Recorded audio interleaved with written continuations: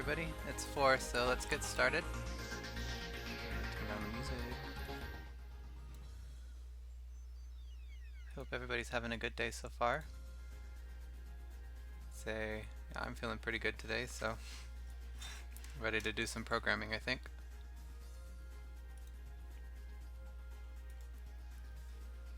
Alright, so yesterday we were left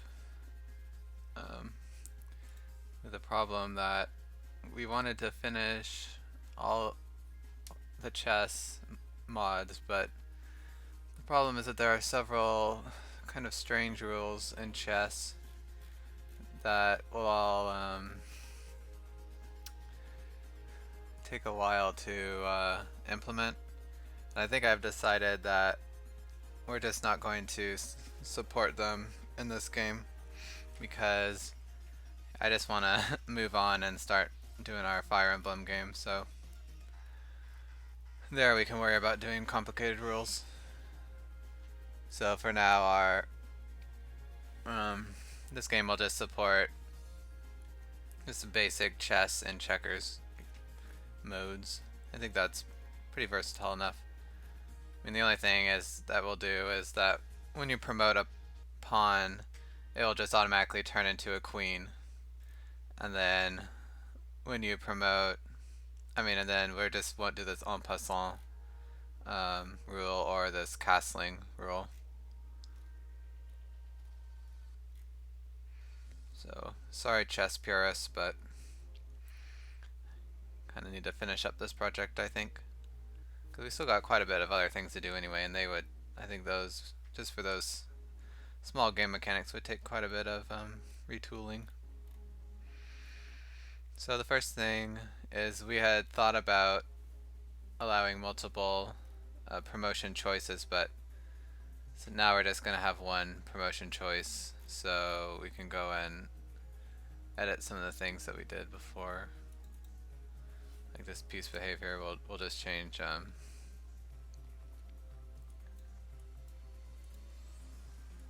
this to promotion piece.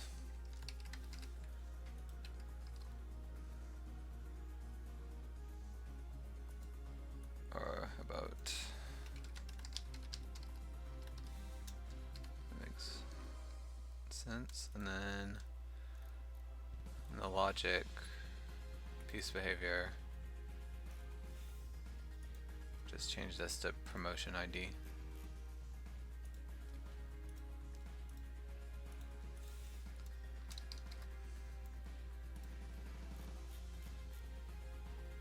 And it simplifies this quite a bit. So if string is null or empty, then that would be the mod promotion or can promote to. Then the promotion ID is, we'll set it to -1. Otherwise, the promotion ID will be the let's see, we can just pull this out, I guess.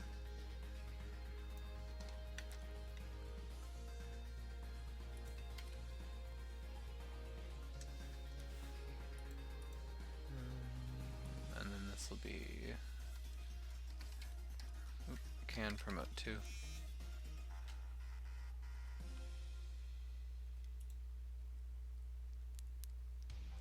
Okay, and then we'll just take this out.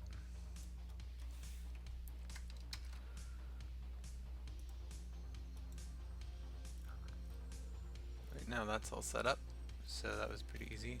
And then this promotion manager,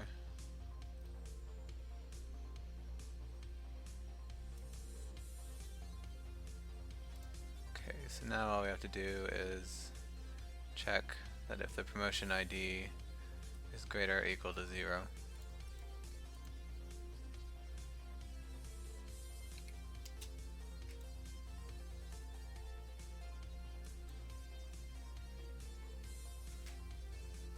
Okay.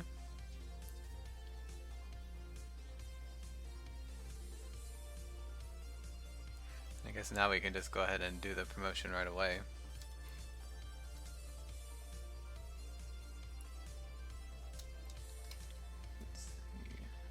just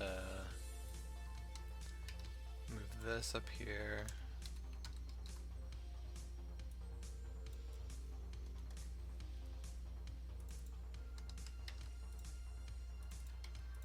And then promote to is just this value. Yeah, let's just pull it out.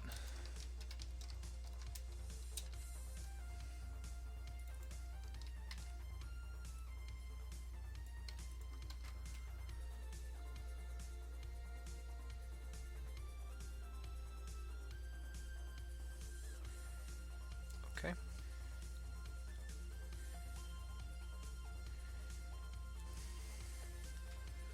So, another thing we need to do is that when a piece promotes, it also will stop any multi-turns. So we need to go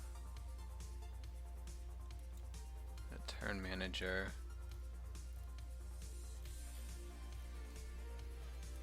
And we'll say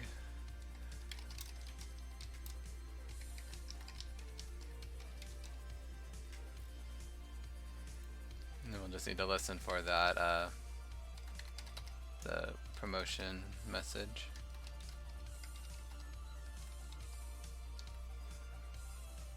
Actually, I don't think, yeah, we haven't added it to this list yet.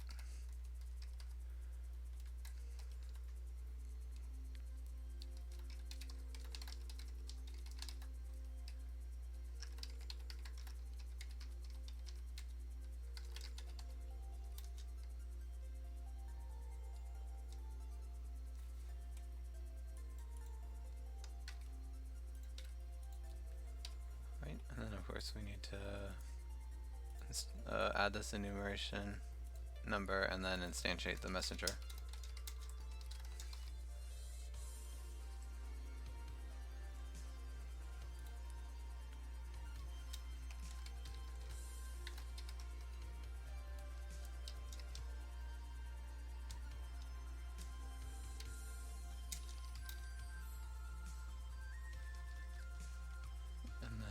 Subscribe. Oh. Simple listener.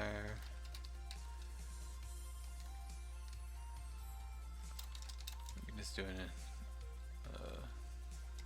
it's a simple little function like this.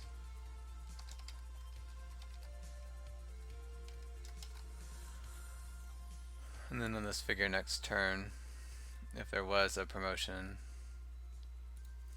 then we just don't allow a multi-turn.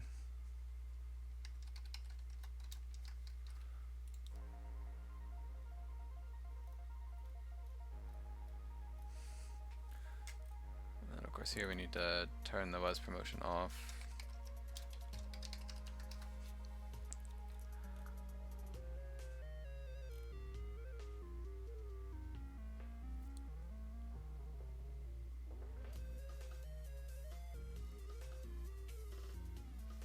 Okay, I think that's all good.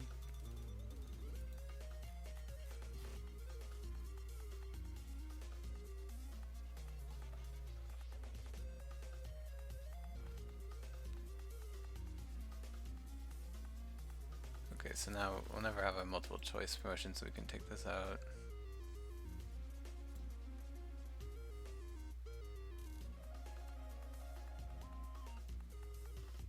Okay, and we won't have this anymore either.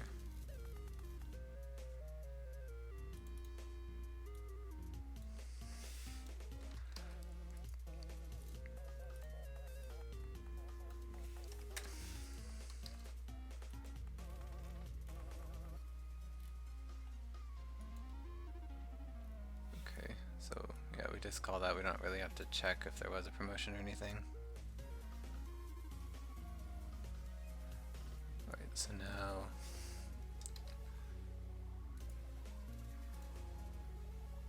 now we do want to change the game over behavior a little bit.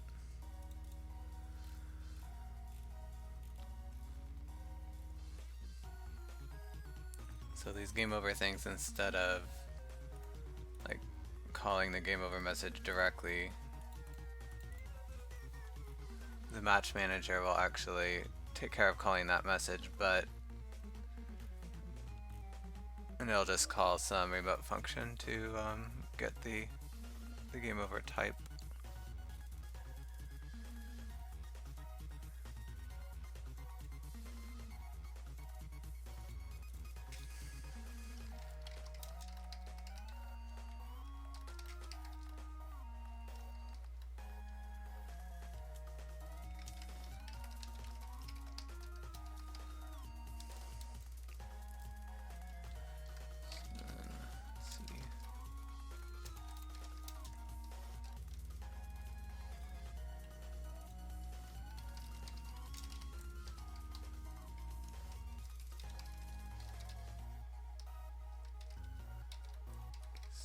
I'll just reuse this message.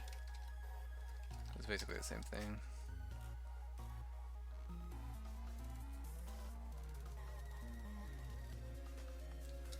And then we need the check game over.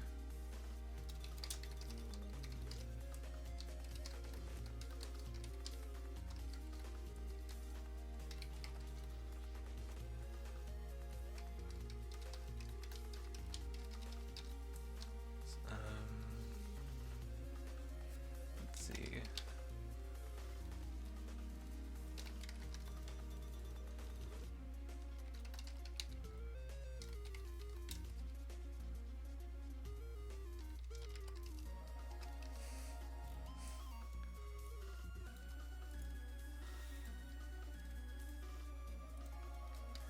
Okay. So we just really need to restructure this a little bit. It shouldn't be too difficult.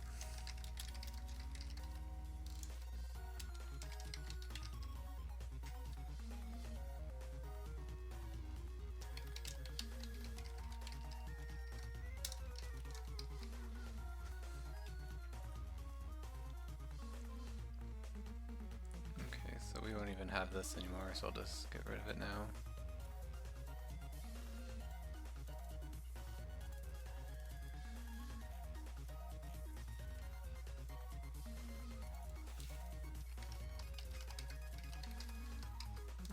So we still do need to store the captured piece, which, let's see.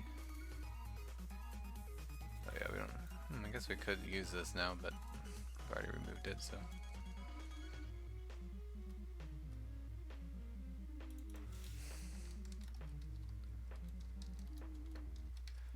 Captured piece equals P. Okay, so now check game over. First we'll do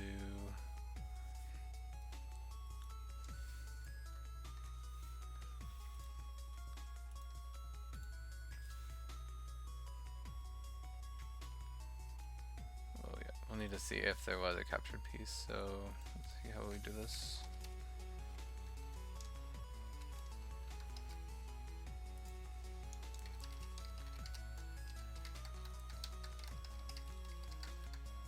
I guess we'll also listen for the new turn command.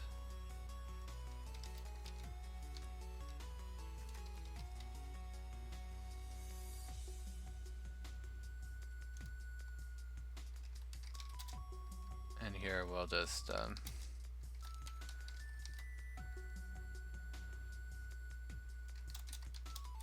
set this captured piece to -1.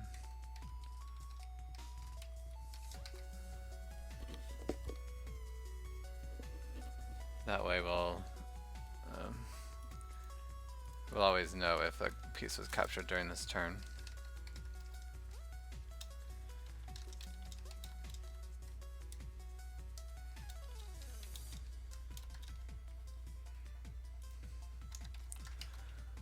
Okay, and then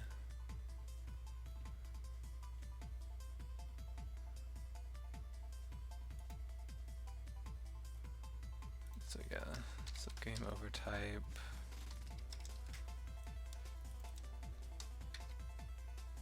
I guess we'll start with none. And then these need to return game over types now instead of sending out the message.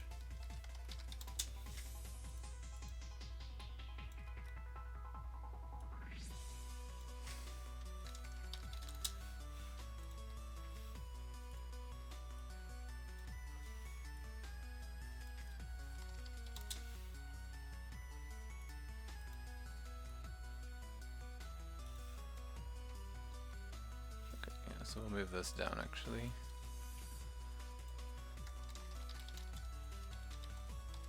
There we go. Then we change this to type equals, and it's up there too.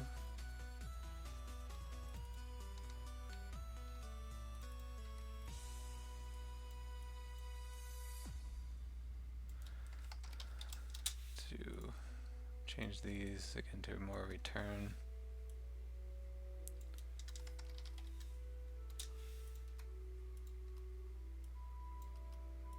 Let's take that out, and then down here we're going to say return none.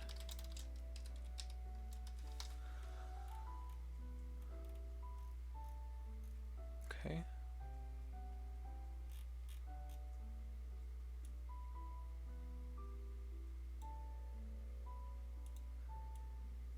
We can just move this over here.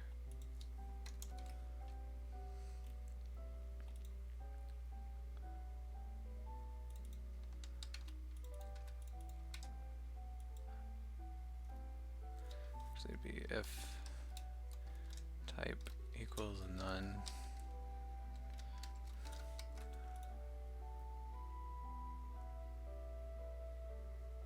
Well, we can actually just do another.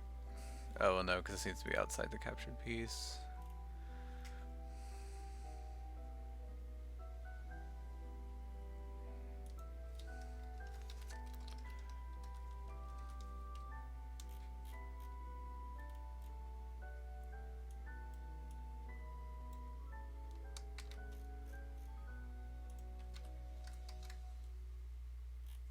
Okay.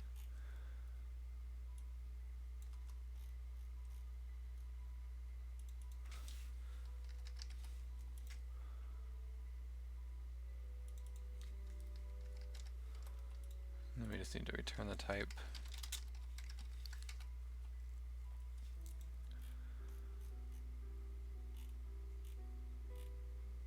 I think we're good.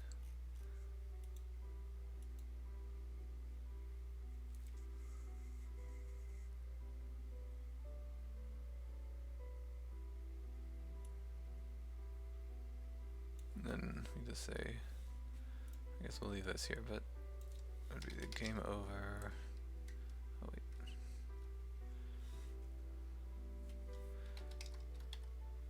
Yeah, game over message send. Game over. Alright. And so then probably we would have there be, I guess we'd wait for both players to accept that, and then we'd have to send it to the server and do another check like before, and then we'd send both players back to the lobby.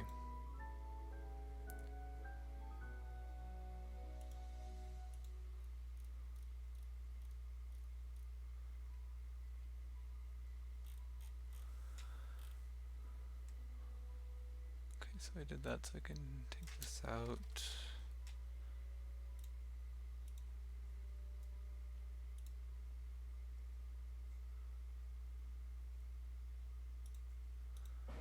Okay.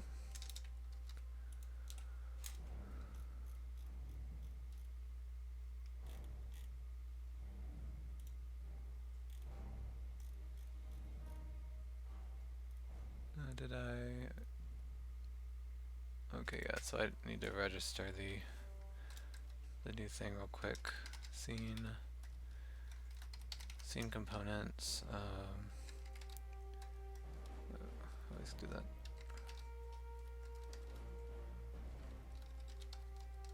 And this is the game over query.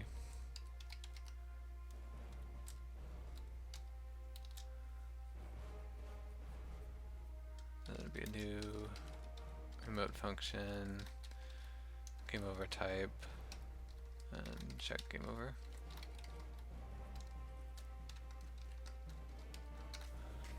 Okay. I guess, yeah, now we should run it and see what happens.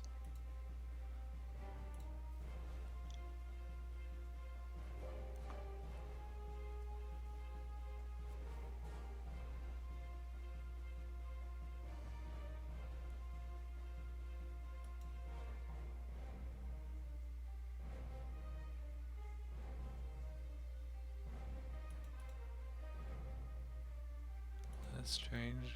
Never seen that error before.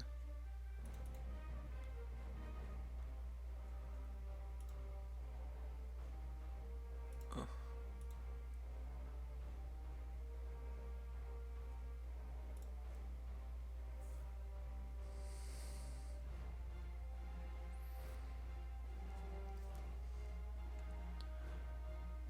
Type English sharp piece of behavior is actually field.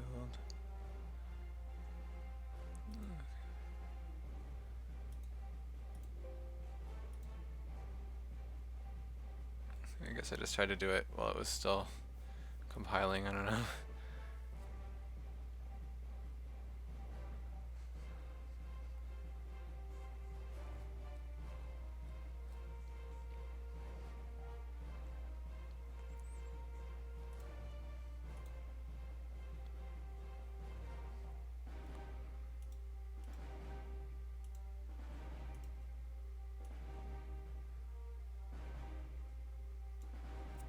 Okay, something we probably forgot to set up some event along the way.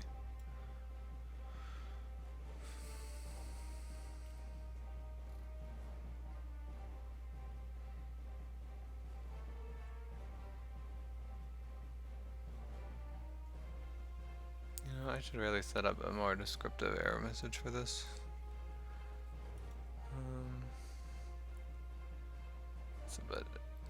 It's a match manager setup 47.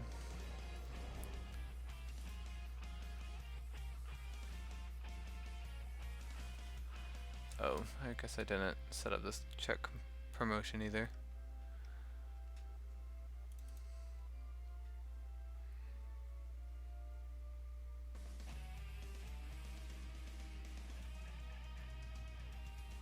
Oh, it's right here. Oh, probably I didn't. In the chess scene, I need to say new promotion manager. There we go. But while I'm thinking about it, we're gonna do a better.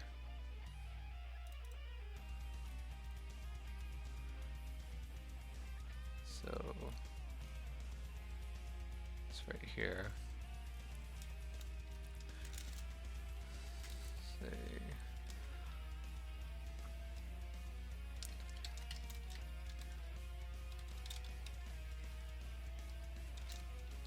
if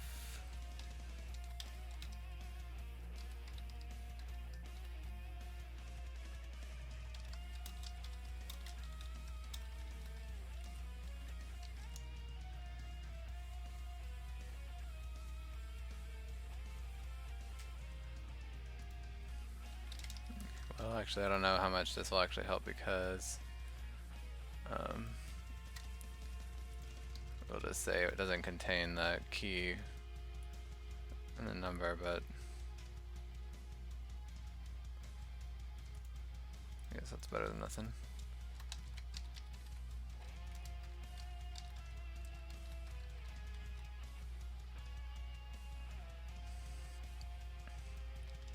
Let's see, string format.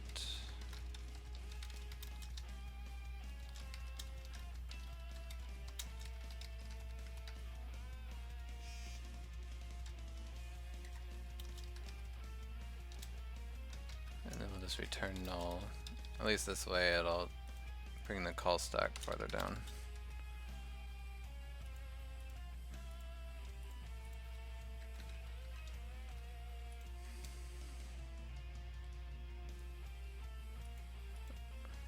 No, actually we should throw a, let's see, what would it be?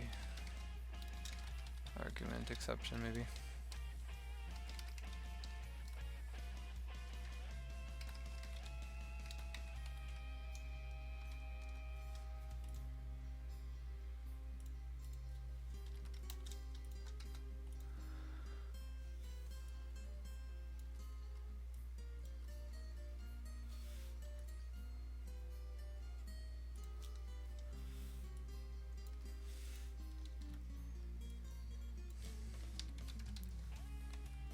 Okay.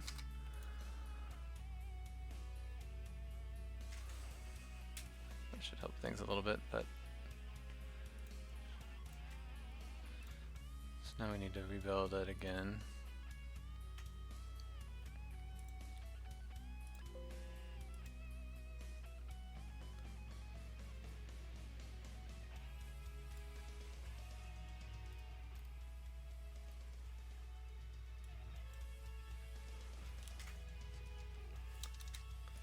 Alright, play.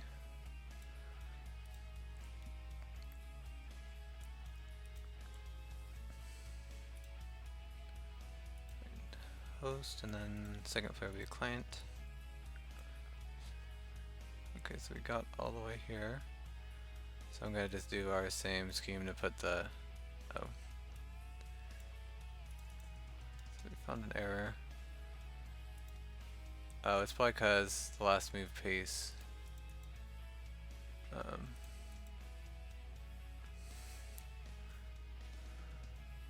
It's -1, but that wouldn't make any sense.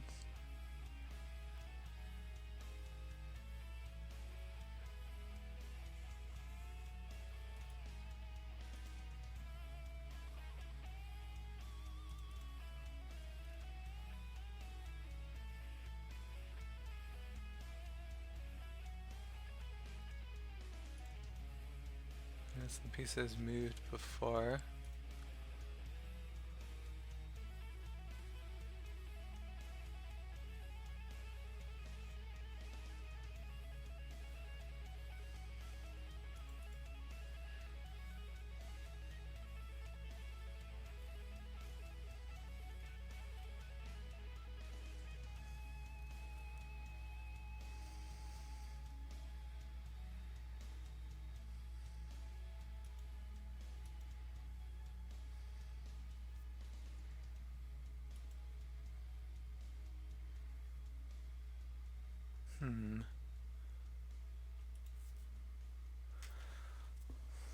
That is strange.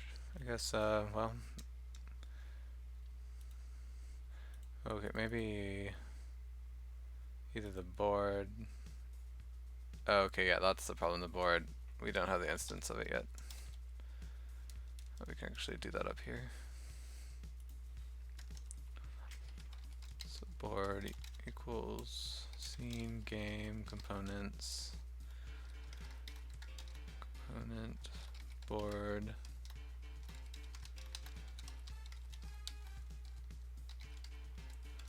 Okay, we also need a database.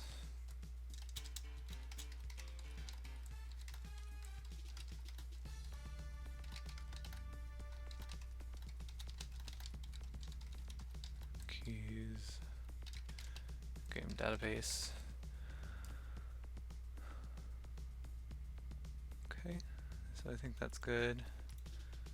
We gotta rebuild this again.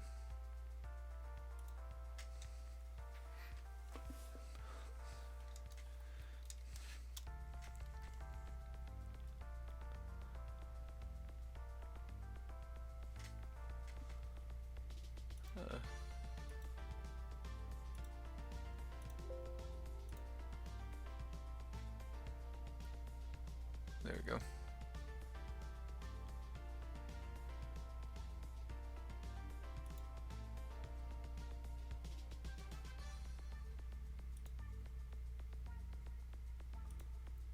Okay, same thing as always. Let's try to move this out again. Cool.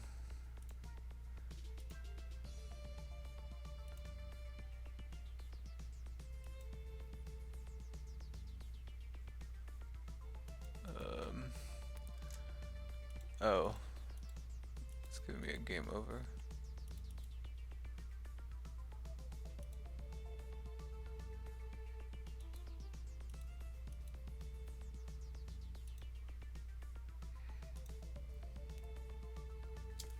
Let's see, and also, yeah, it doesn't need to, match manager doesn't need to subscribe to this anymore.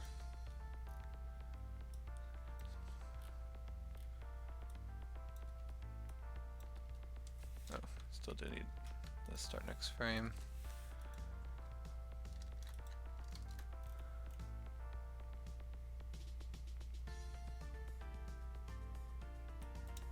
Let's do this the other way around actually.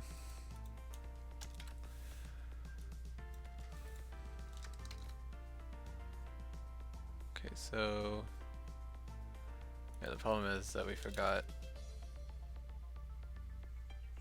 Yeah, we did this backwards actually. Because if the game over type equals none, then the next turn should start.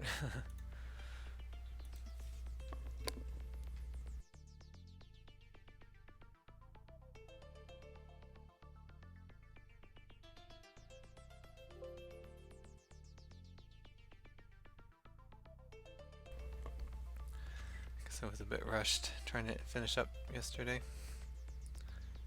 That's okay though.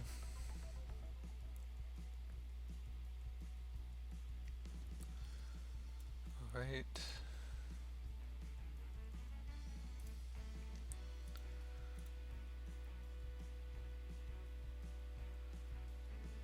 Okay. So now we'll just gonna get the rook to move out and force the king into a checkmate.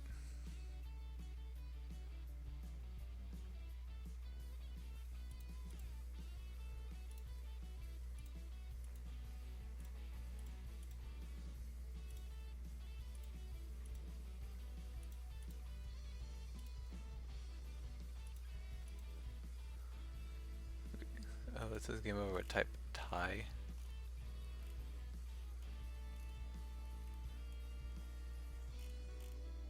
It's bizarre.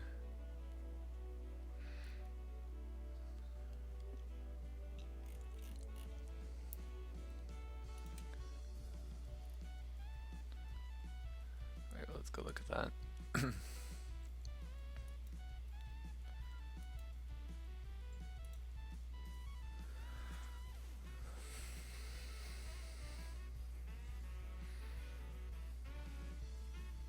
Okay, I think I see the problem. Well, theoretically see what's wrong, because if the king is in check, then you have to move the king, but the king had no possible moves, so that's why this player had no possible moves, so that's why it gave tie. But I'm not sure why this part didn't fire.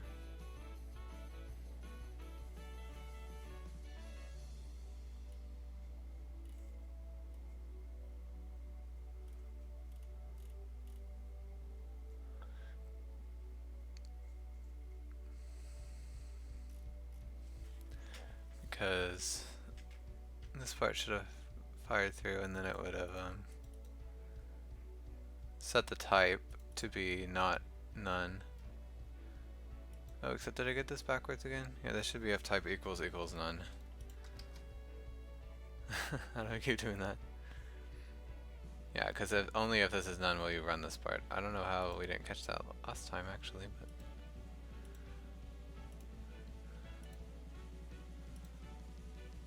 alright, come on Unity, good.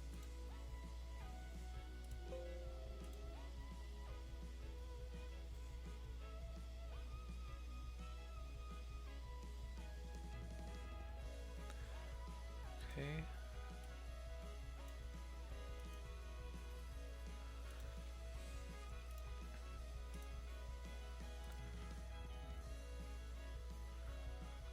Alright, and then just move these pieces around again.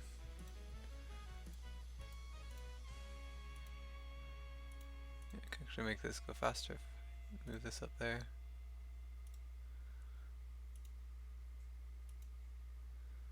Okay, yeah, so game over with type second player wins, so good. That still works, good.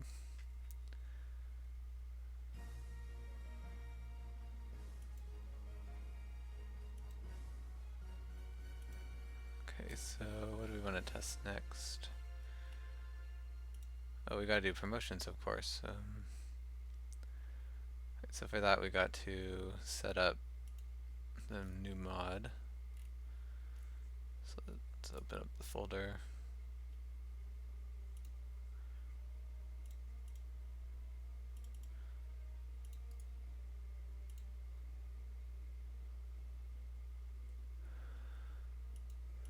So This would have a new field. Can promote to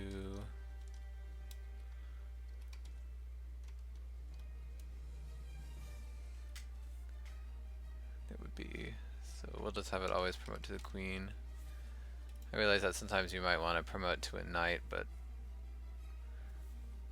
we'll just do, since we're not gonna let you be able to choose, we'll just do the queen.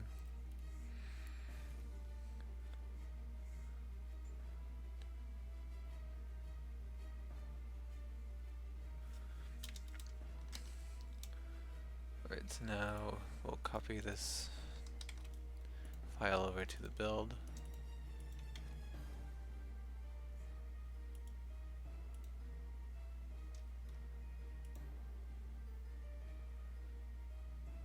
We actually shouldn't need to, yeah, we don't need to rebuild the game, we just need to restart it.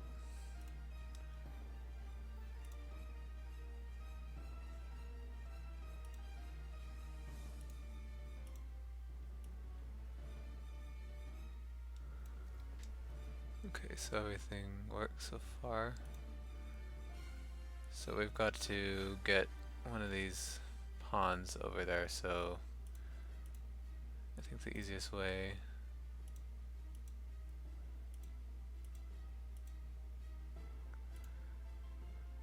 and then I'll just get this knight out of the way, or rook, I mean.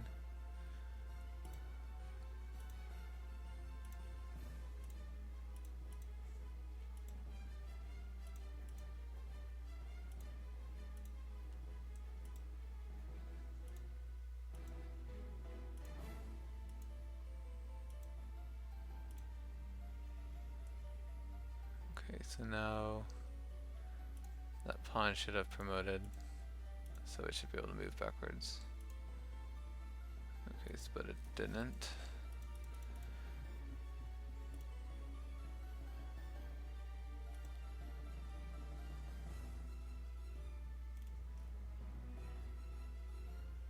Okay, so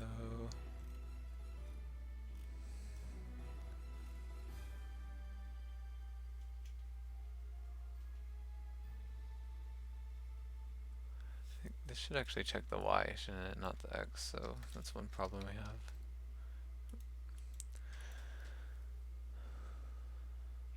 And then I should have some kind of debug here.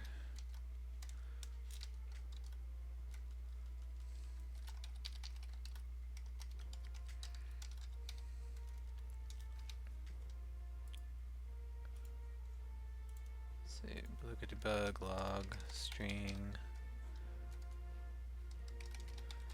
format, and then I'll just say something like piece number promoted to let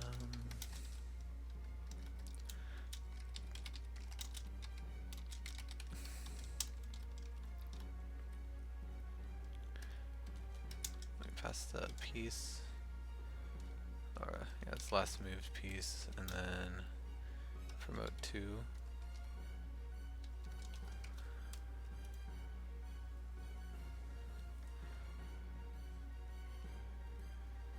And we really also should have the, here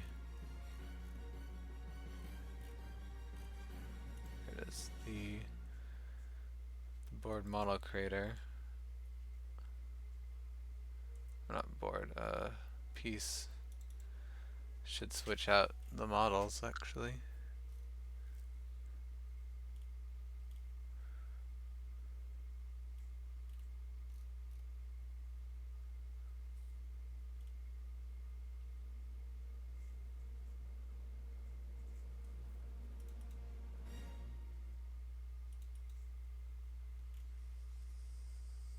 But I'll worry about that later. I want to make sure it works first.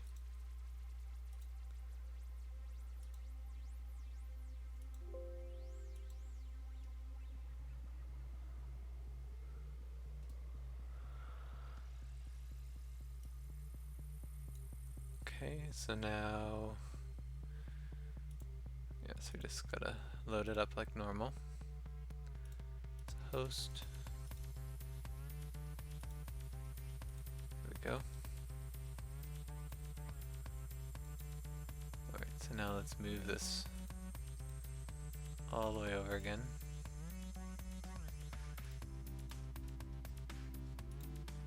I think it might actually be a little faster if we went on the row with the knight, because the knight could just hop away, but... So because now we have to wait one turn for the rook to get out of the way.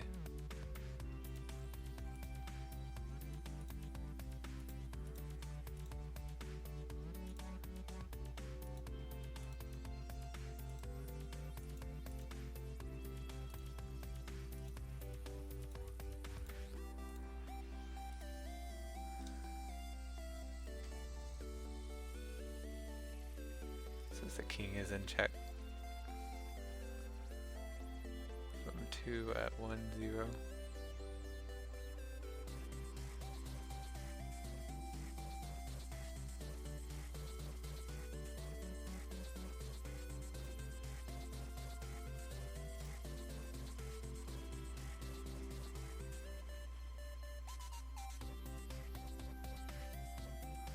I'm not sure exactly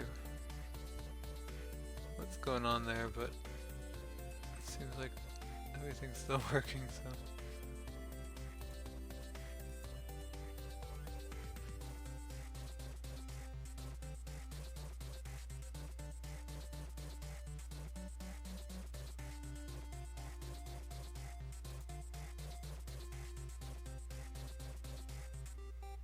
Check from 3 at 6-4. 2, 3, 4, 5, 6. Oh wait, 0, 1, 2, 3, 4, 5, 6. 0, 1, 2, 3, 4.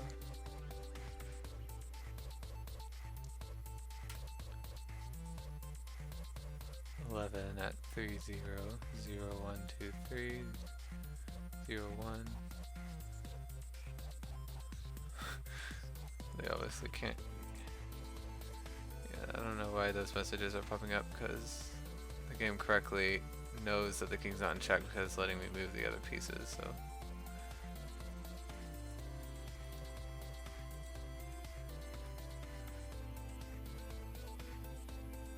Now if I went like this, yeah, I win because now the king is in checkmate, so.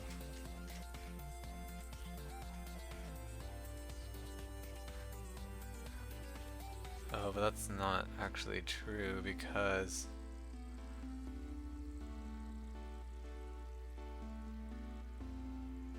yeah, the king isn't in checkmate because this black player could capture the knight.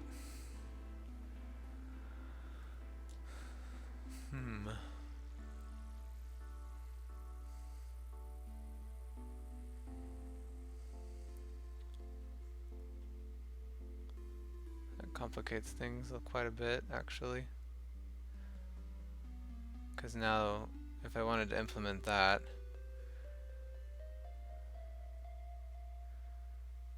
the game would need to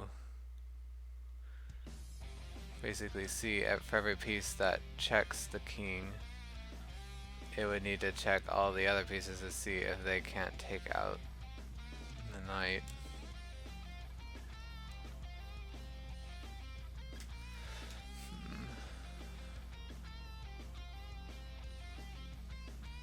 Well, we're already not supporting those other weird rules of chess. I wonder if we should just leave it at the does only support capture the king mode.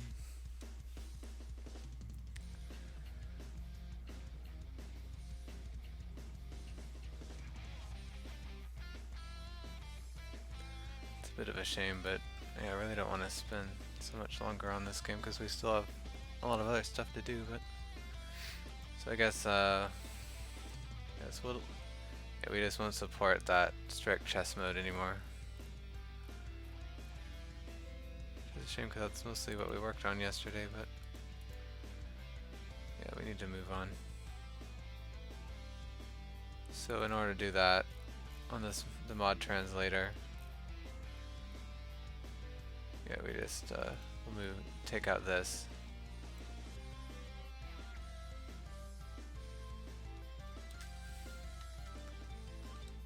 So now it'll be pretty much impossible to get the other win-loss type.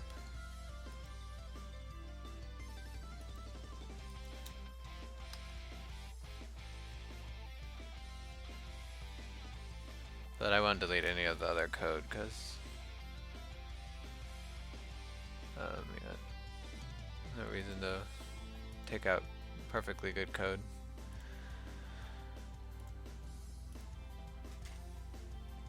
It'll just stay unreachable. Oh, yeah, I know about that. Okay, but anyway, let's get back to promotions. For some reason it's not promoting.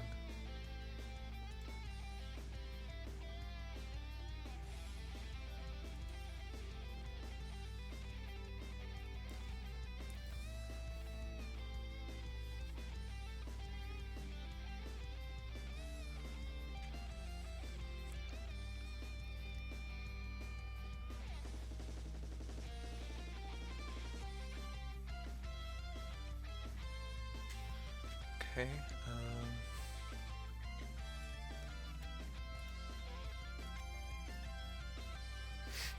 let's see what could be wrong. There could be a lot of things. Why don't we set a breakpoint?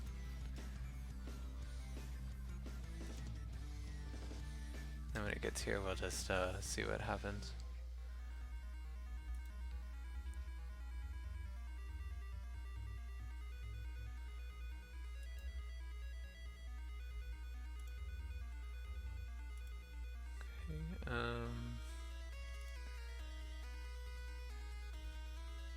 Okay, so I do need to rebuild it.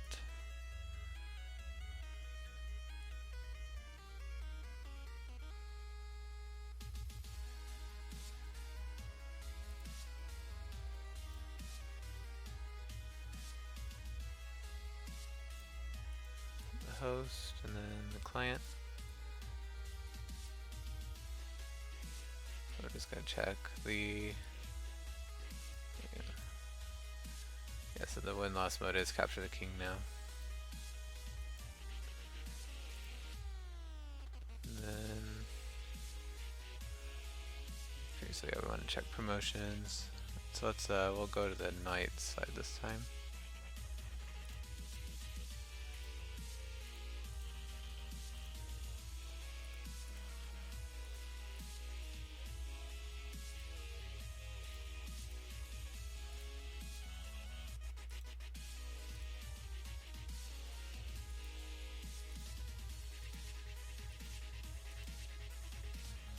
Okay, so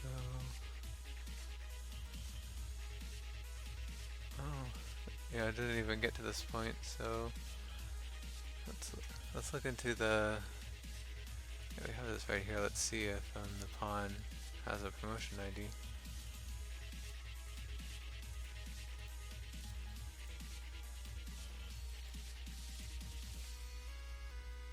Okay, so that's the problem. It's not the mod translator isn't setting it right. Let's go back there and see what's going on.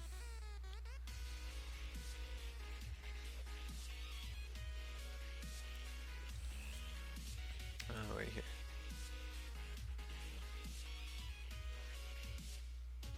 So can promote to. I wonder if I typed it wrong in here.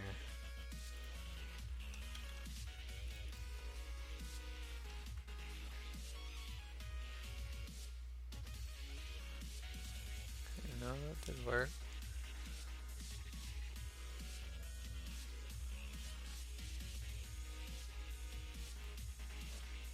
Guess I'll just debug the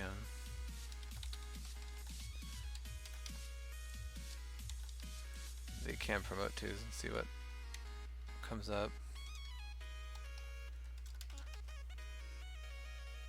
Well, why don't we do something like this?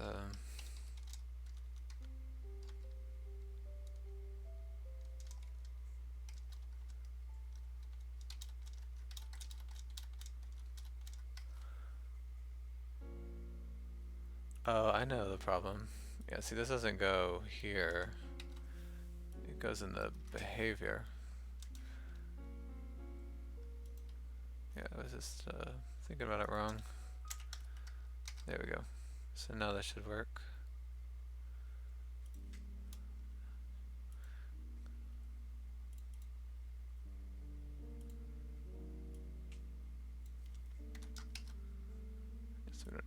Yeah, I'm pretty sure that was the problem, so we don't need this in that there anymore.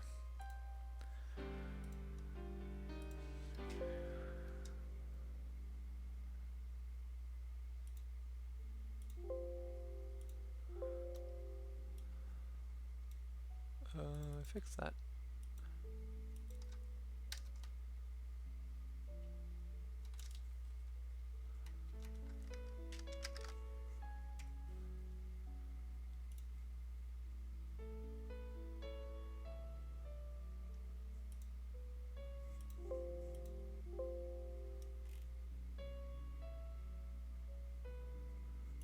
They don't really have errors. I'm not right here.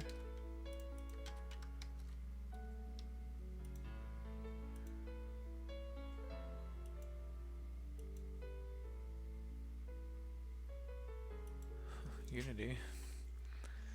Let's see. I'll just close this.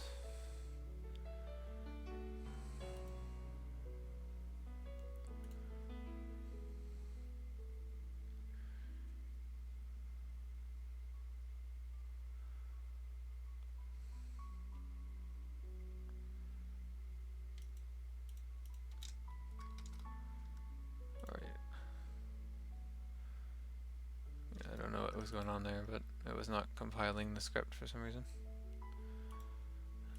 Now the window disappeared.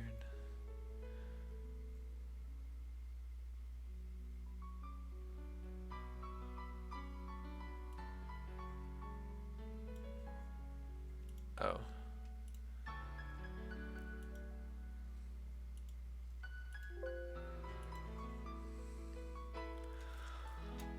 Okay. Hopefully this time. Alright, there you go.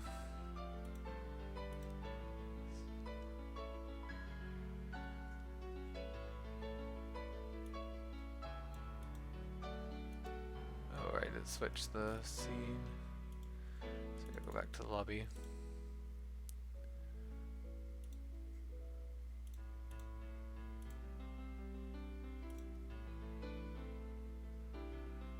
Okay, so now let's see if the promote is there. Okay, yeah, so the promotion ID is 4.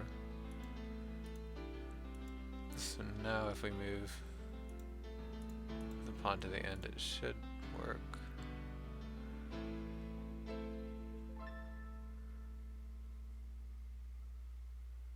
Yeah, we should also test while we're here. Might as well test if the other one can promote. But we do need to move this pawn.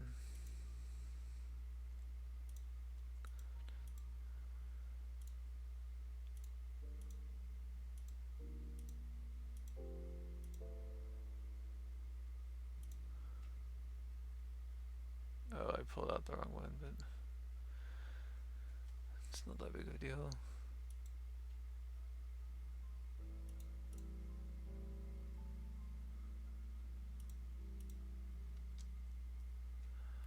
Didn't say it promoted, but let's see.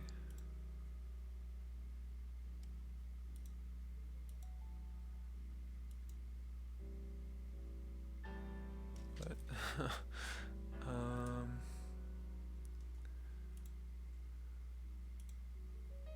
oh, it was black's turn. For some reason I thought it wasn't letting me move.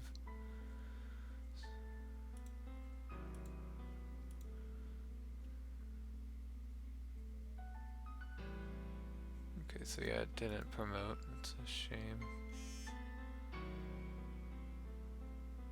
Oh, and I clicked on that, so now I can't move. Oh.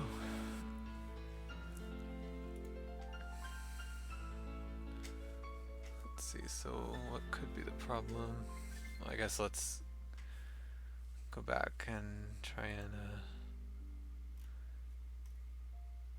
attach to Unity, and we'll put a breakpoint in here.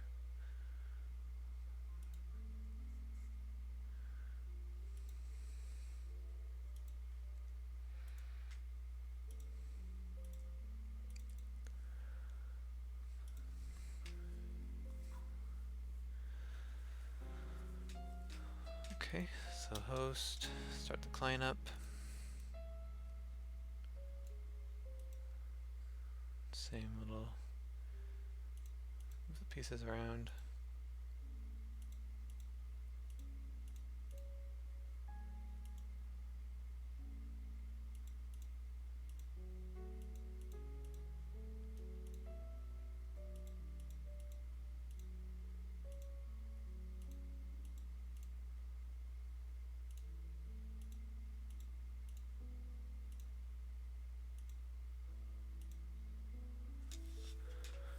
Okay, so it never even got to, oh, it broke the attach. Why?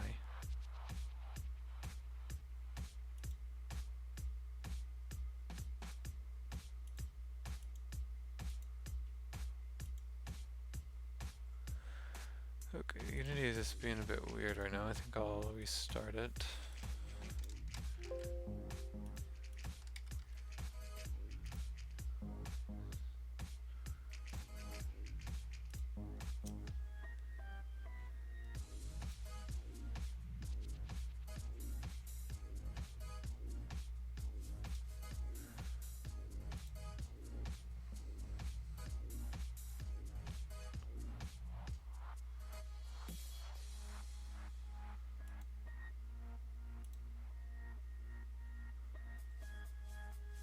Let's see, does this work now?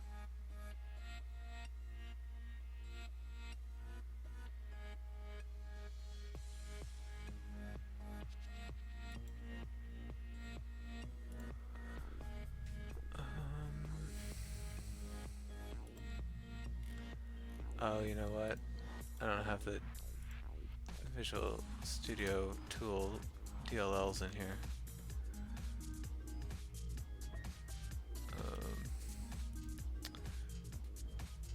Okay, well, let's just do it the old-fashioned way then, I guess. Need to remember to do that while I'm offline tonight.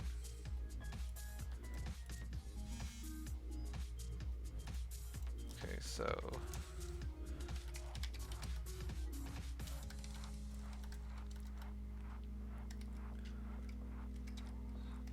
string format, promote check. So let's see.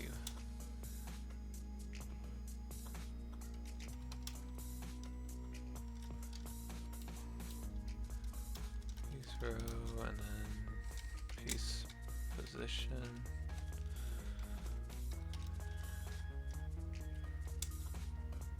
So last move piece, promotion row,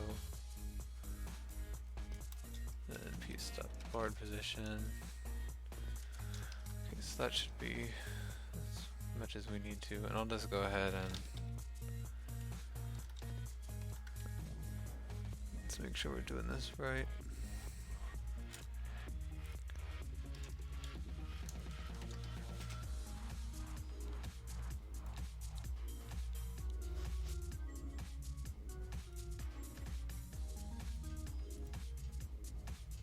Right, we'll make the second player again.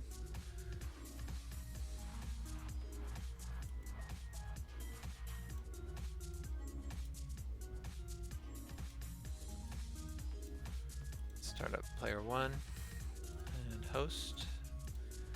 Second player will connect. Right, yeah, so let's just start up. Okay, so yeah, it says -1, which we knew.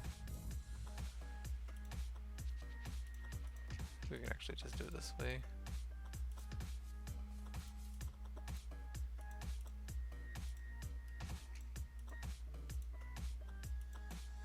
Take out that. Let's close.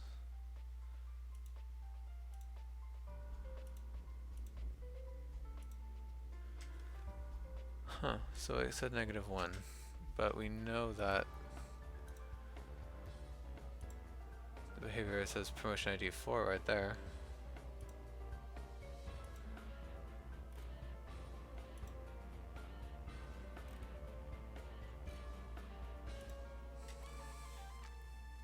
And then because the indexes of this that we know that, oh we don't actually, I guess I should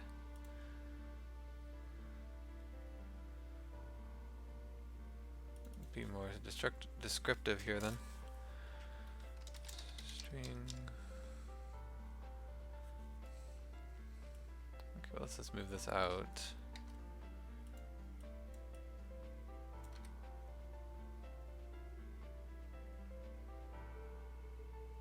We don't really need to know this because nothing really can go wrong there. So, piece, position, let's see what else, behavior, promote to, okay, so let's move piece, port position, piece, behavior ID, and then promote to, let's see what we get here.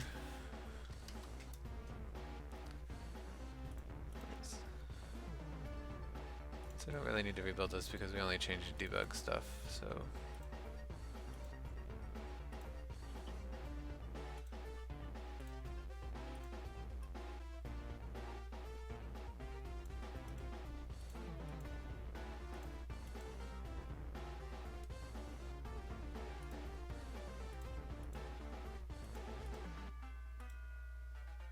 Move the pieces up.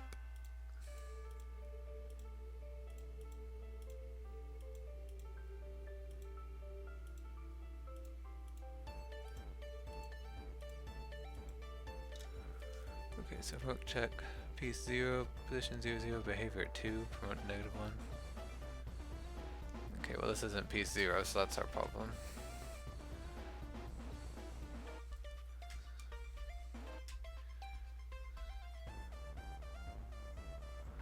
Because I think piece 0 well, has promote behavior 2, which is, let's see.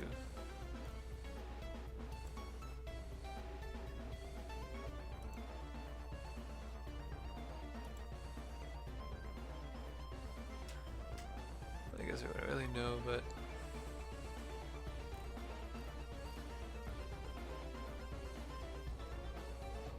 it's definitely not. I mean, the promotion is -1, so that leads me to believe for some reason this last move piece isn't being set. How come? Oh, it's because we forgot to add ourselves to the setup list.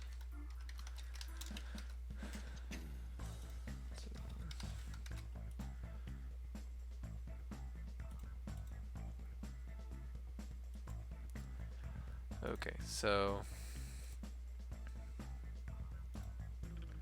yeah, fortunately something kind of silly there is causing us quite a bit of time.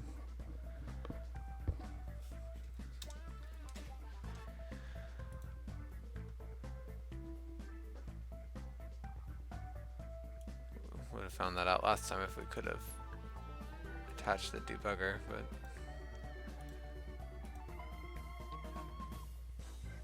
alright, so now, yeah, we'll just do this again.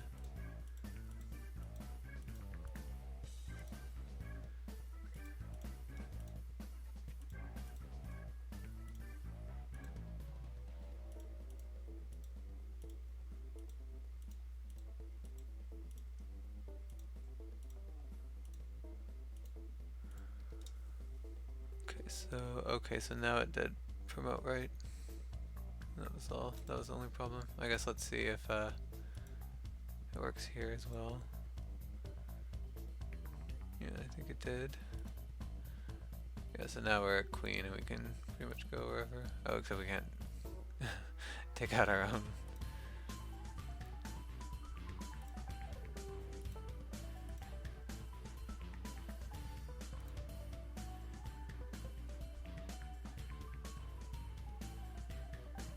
Okay, so yeah, I am in check. Okay, so we need to change some stuff. That the part that makes you move your king if you're in check actually is not enforced under the just the capture the king mode. So let's see.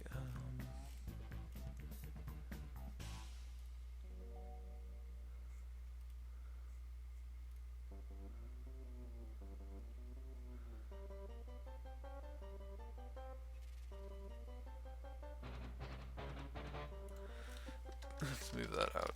Private bool. Let's see.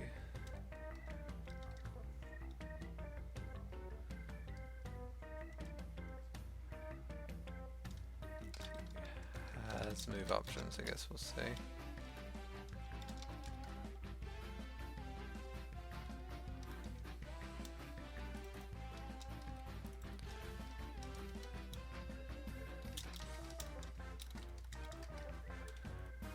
So it has move options if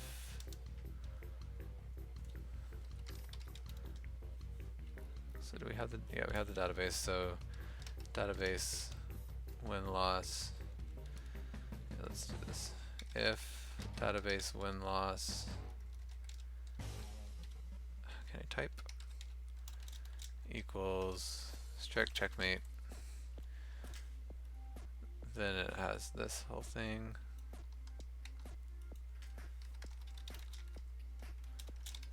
Else it just returns true.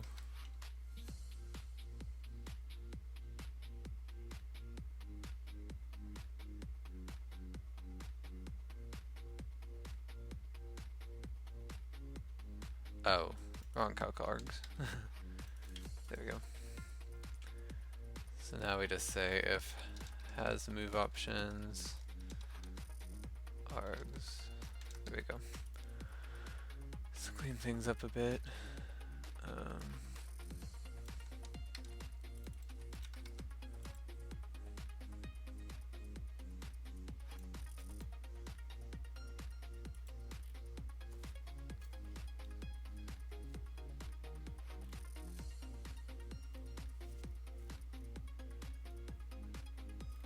Alright. So good to know, I guess. Might as well test that real quick.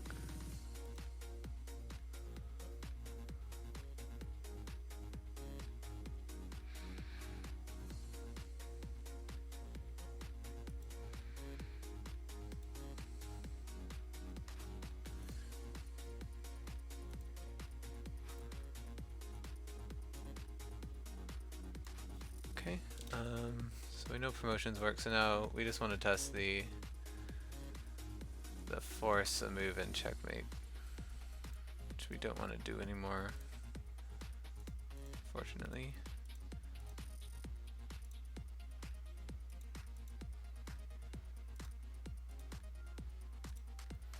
So in the old style,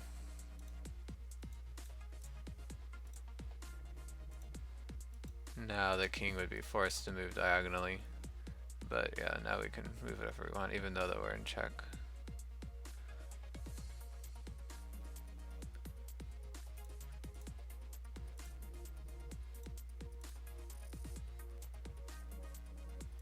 Okay.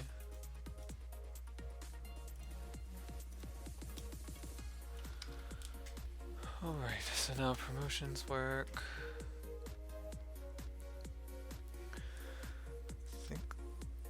That we support pretty much everything. Let's see, so for checkers, we have promotions, we have the multi-hop turns. I guess we should probably make the actual checkers mod, but in order to do that, we need to have like a mod browser. So maybe that's what we should work on next.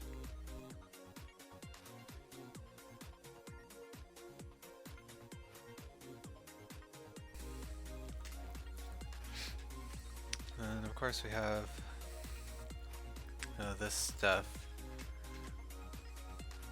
Most of this is that it's a turn chooser, at least these two things. The turn chooser needs to figure out possible move lists for options it gets over the internet, And then, like, say for example, if the internet tells a piece to move somewhere that we know it can't, then we know that they're probably cheating.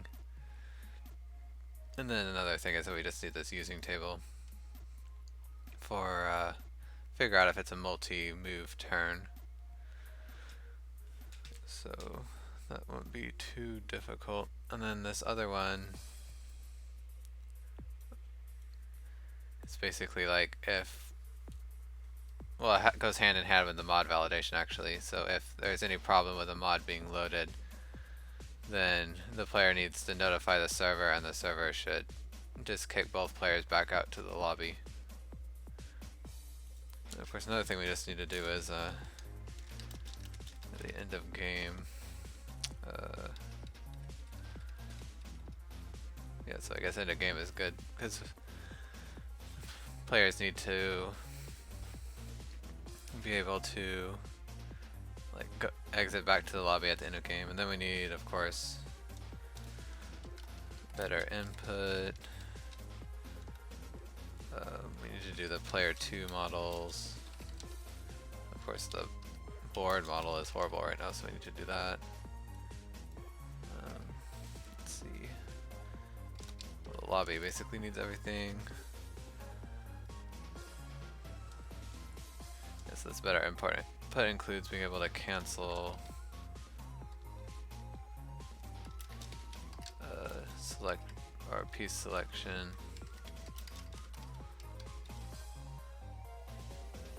Oh yeah, another big one is the camera. So yeah, we still got quite a bit to do. I'm not sure exactly how much we'll actually do with this game, but I guess we can keep going until we get bored of it. We definitely at least need to do like the bare minimum of this stuff, because right now it's technically playable, but it's hard to play, and it only loads one mod. So, and I think we can still learn a lot of lessons from implementing this stuff that we can take into, of course, the main game that we want to make, our Pokemon Fire Emblem.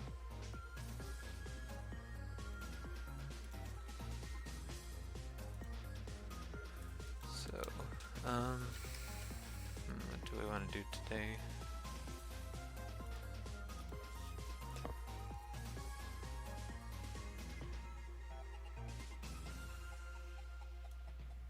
I guess let's do these two.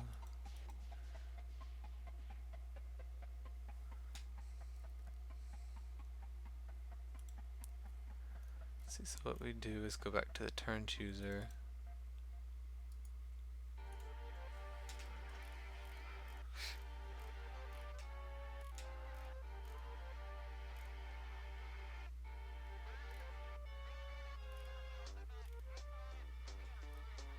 And let's see.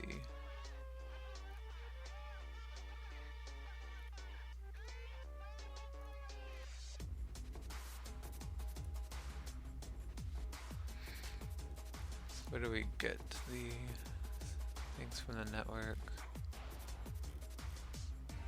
Oh, here, network action message.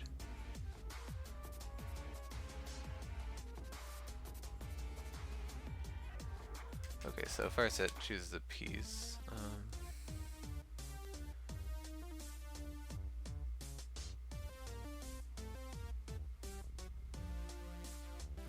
That's interesting.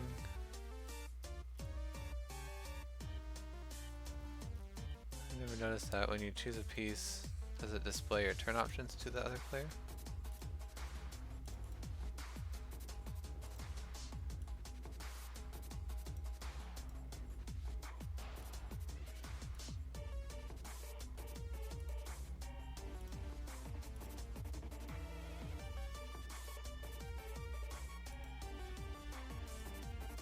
Okay, it does. I never noticed that.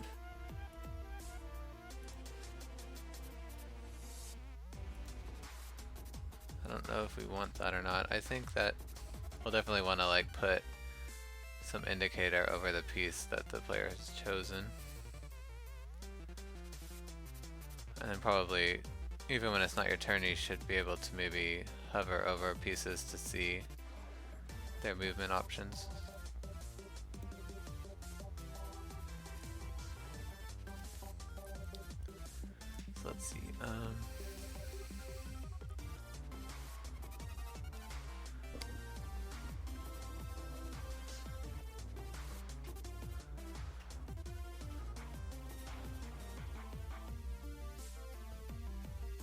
This class is already huge. I wonder if we could separate some things out. For instance, maybe this the turn chooser shouldn't handle showing like those indicators. Let's go ahead and do that.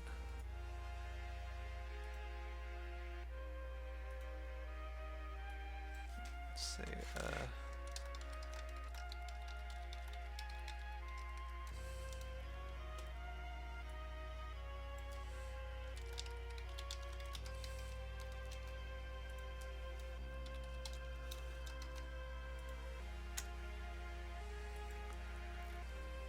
So I'm just gonna go ahead and copy everything, and then we'll delete the stuff we don't need.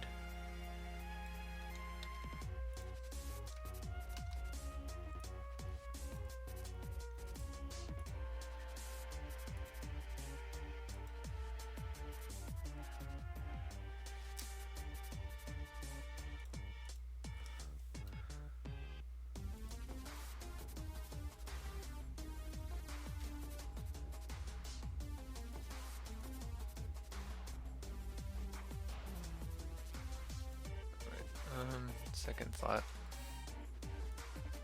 It's gonna be hard to wade through here. I think, yeah, what we'll actually do, we'll just start from scratch and then go back through and delete stuff we don't need from the turn chooser.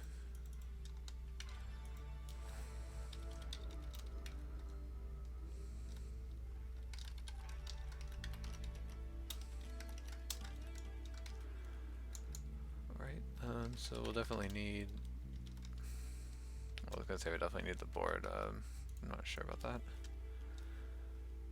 Right, so when will we show indicators? Let's see.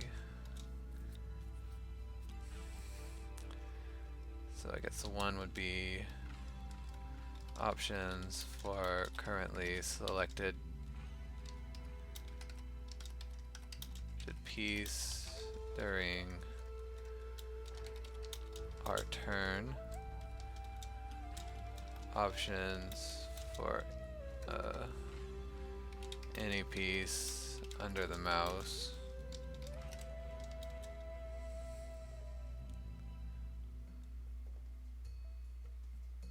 Yeah, I guess that's really the only thing. So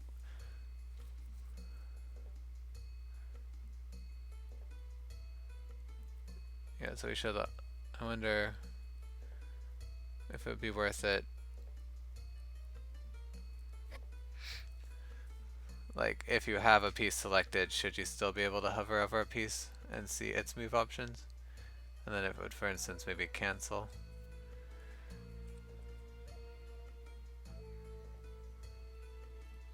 I don't know, that seems a bit confusing.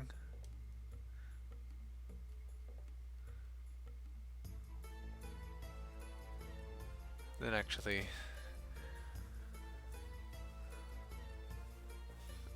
maybe we should have two separate classes here.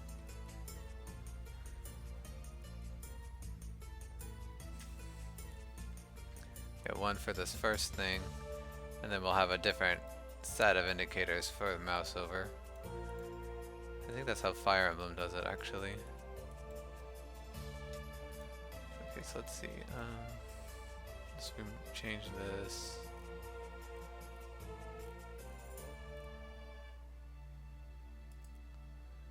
Rename it to selected move option indicators. And so this will just be for this first thing.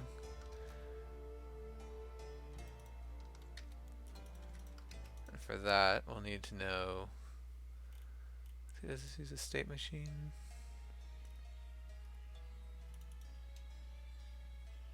Yeah, a simple state machine, but it's not. Okay, so we'll need to put the state machine into a component so we can hook into it, because we'll need to know when we're in the choose action phase.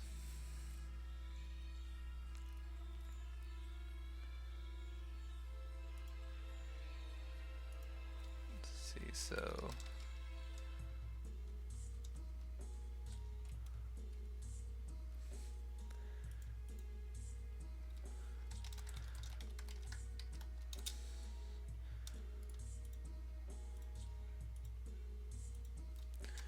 remember to add this to the setup list right away.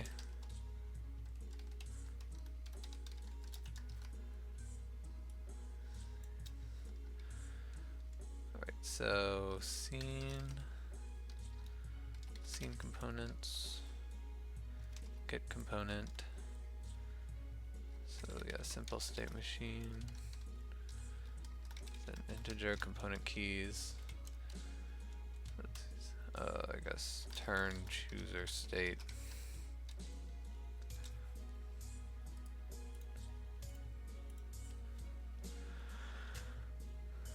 I guess it's that, and then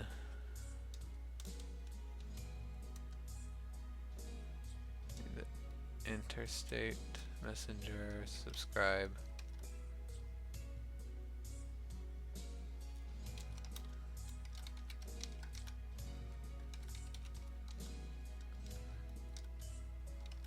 State enter. Right.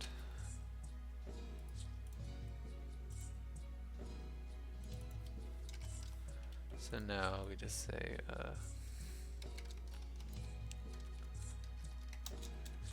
let's see, is this a public?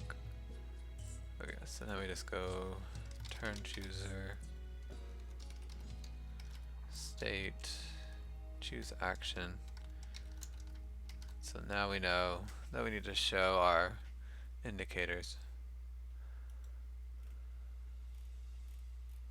So let's see, this has the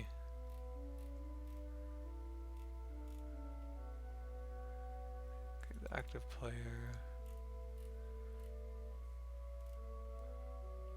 So when we choose a piece, it sets the chosen piece. So I guess we should also expose that chosen piece.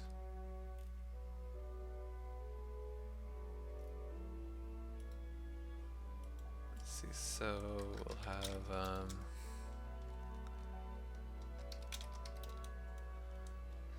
simple int.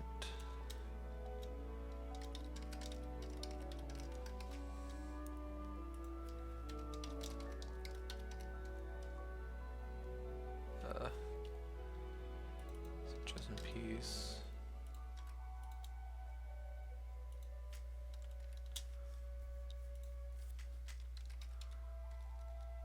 Get component, simple integer sub. Component keys, let's see. What do we call this? Turn chooser active piece, I guess, good.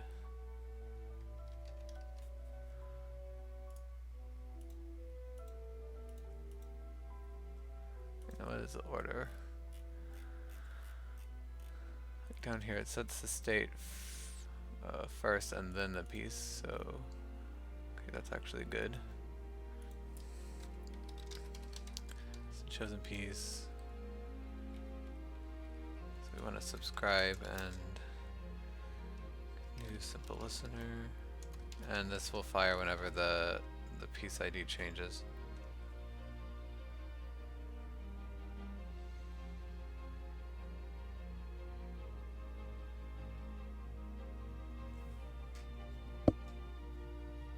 So I was just, there is one problem here. We'll get to it in a sec.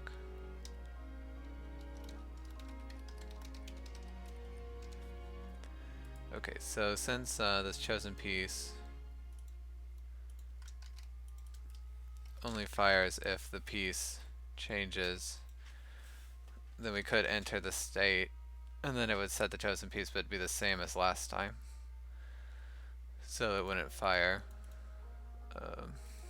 I guess we can just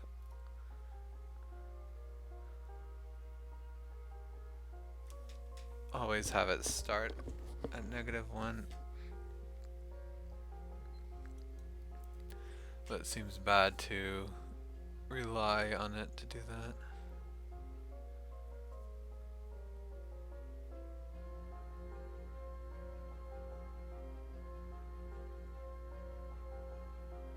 Let's see, so how about when we start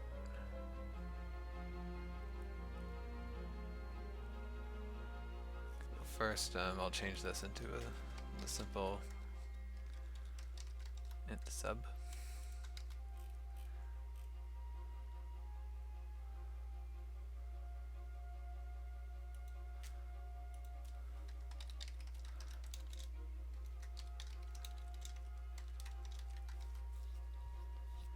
So I guess this kind of makes sense, because when the chosen piece, if it's not, like if we don't have a piece chosen, it should be -1, so.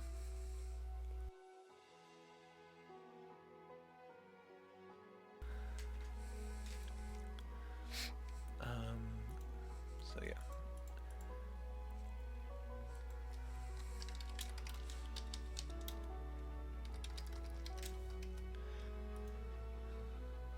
So actually, yeah, we'll just have this end state variable.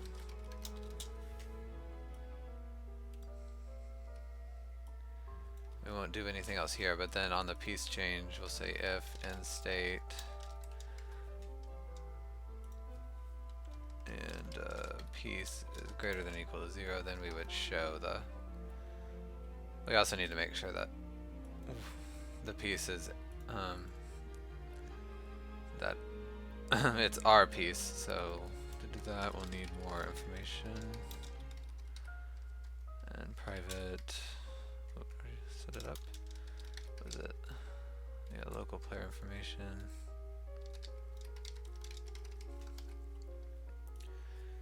So, and board pieces piece dot player equals a local player dot turn order. Okay, so if that's all true,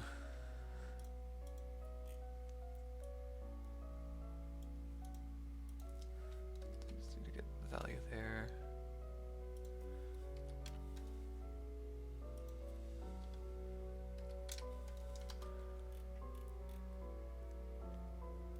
Then we will basically just copy this.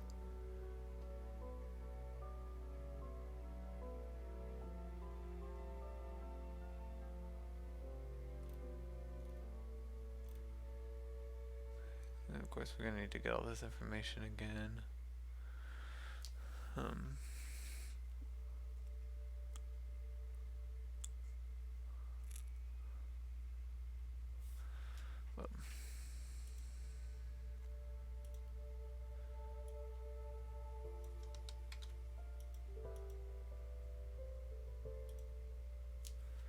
Smooth this out.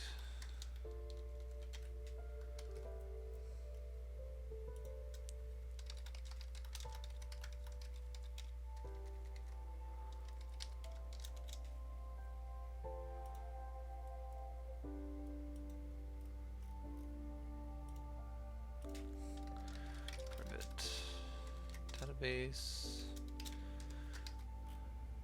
Then I think we can get this. Simple int sub. Wait, where did we get that same player turn count?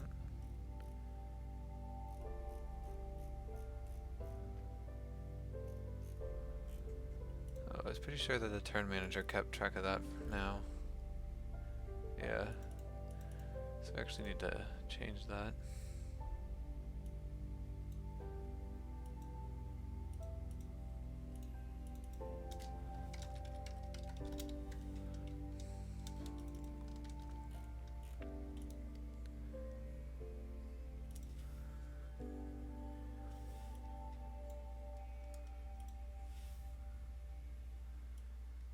Yeah, let's just...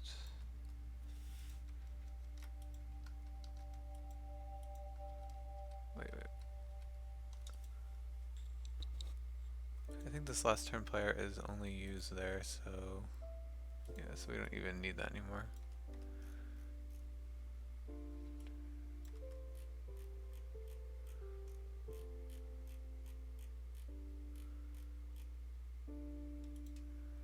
Okay, so all this code reshuffling, it is the reason that you should probably do a bit more designing at the beginning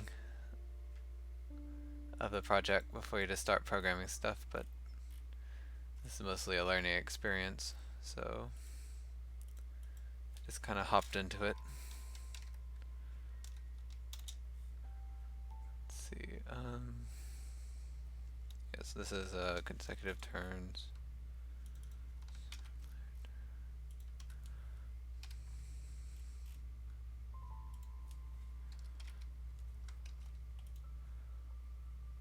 Alright, and then the active player, how do we find that out?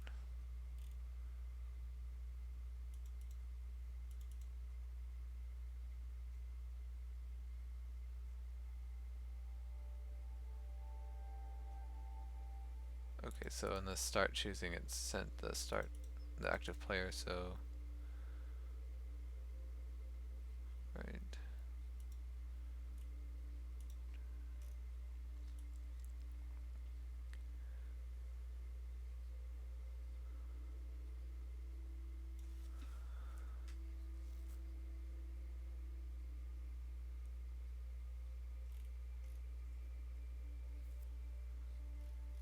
I think that we should actually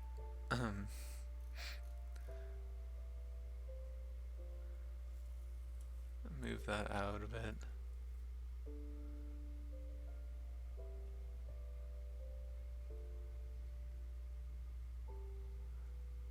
Because this should be set before we call this function. So let's see what's the best way to do that.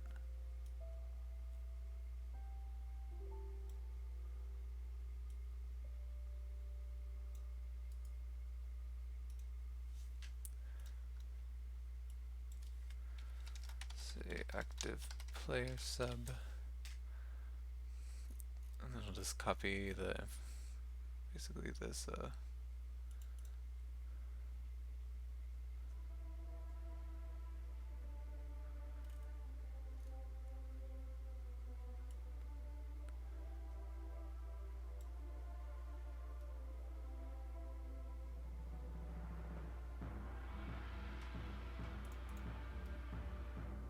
we could really just use, for all these things we could just have a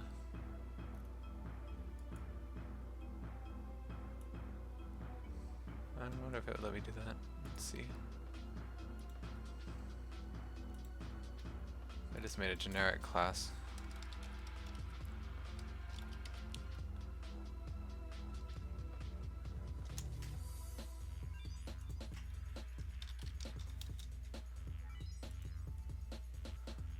Let's change this to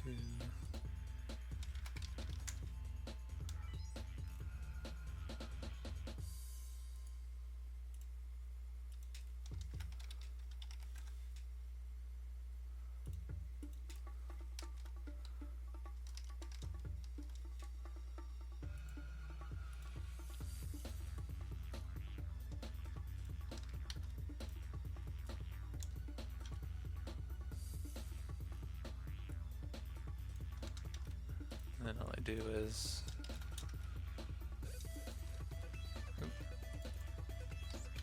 copy this type variable around. This should be in Beluga 3.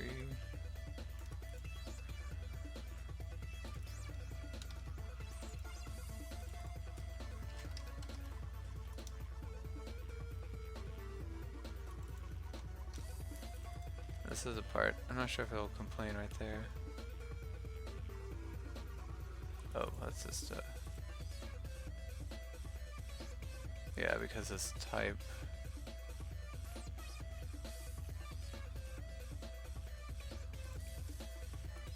think there might be a way to get around that. Let's see.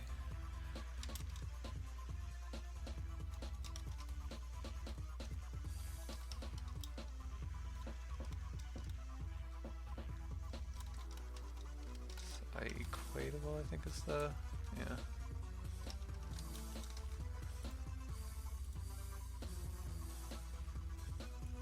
So let's see, let's do last equals.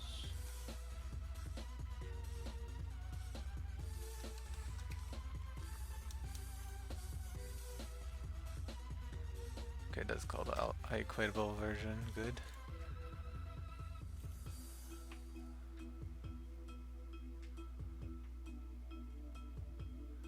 Right, so I think this will actually like throw up some garbage if we use this with an enumeration type. But I mean, unless you set the enumeration every frame, it's not going to really cause much trouble.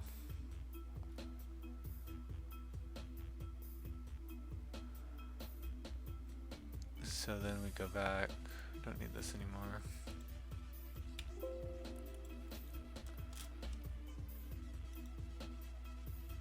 Let's see, a turn manager. Private simple value sub. And it's the player turn order. It's active player. Why is it not like that?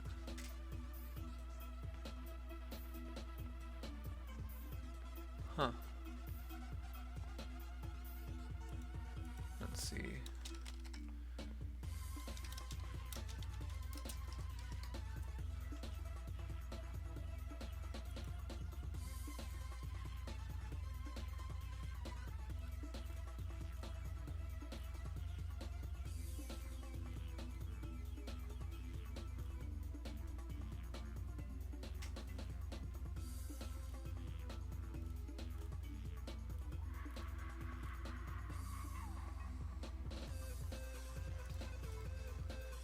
See, I'm just looking online real quick to see if it'll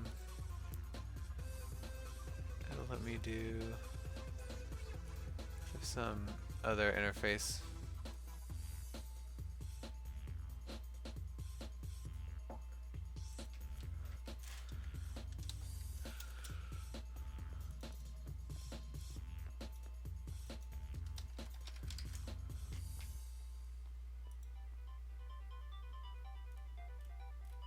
Let's see,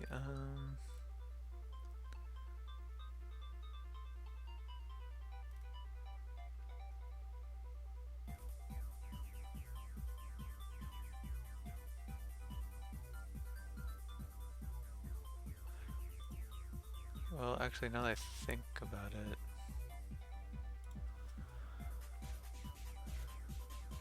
I don't actually need to have this because even objects have the equals. So it will just get boxed up, unfortunately. Well, I think there is a more efficient way we can do it, but I mean, this will work. It just, like I said, it generates garbage, but it's not a huge problem right now. Let's see, where were we? Turn manager.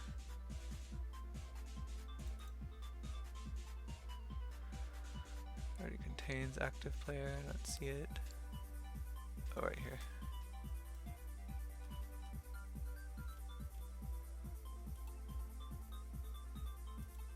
Right, well, I'll go ahead and add this to the component so I won't forget.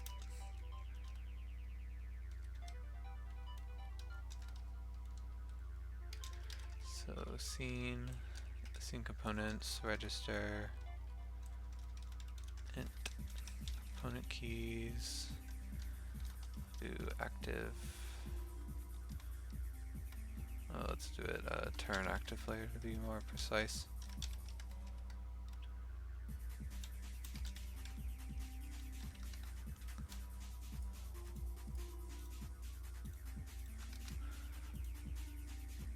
So then we just say active player dot value. I'll go ahead and still pass it just for the sake of backwards compatibility. But now that since the active player is set before this, then we know that this selected move indicators is good to go.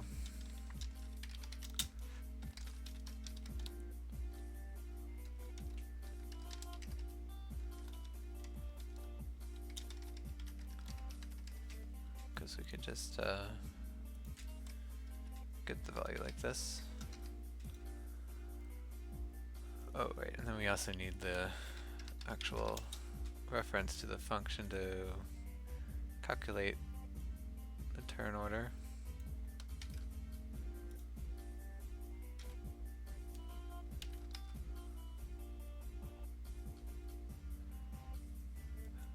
Okay, so I think that's good, but now of course we need to get values for all these numerous variables up above.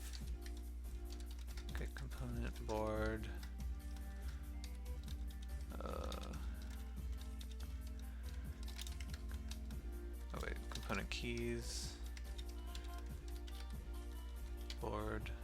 Let's see, can I spell? Oh, it's game board actually. I always do that. And then database, scene, game, components, get component, game database, int, component keys, game database. Wait, local player is also here in the game components. Let's see, local player information. Let's see, there we go. And then all the rest of the stuff we get down here. Same player turn count. Get component. Let's see, simple int sub.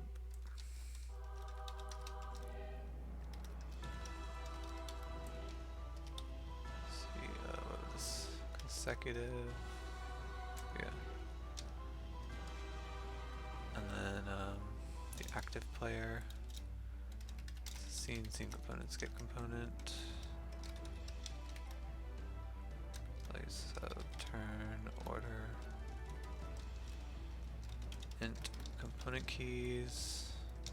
Let's see, turn active player. Oh, I spelled that wrong.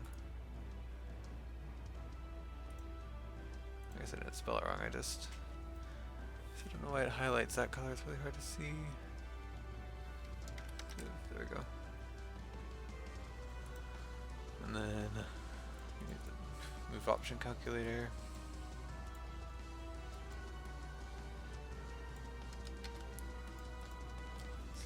Move option calculator.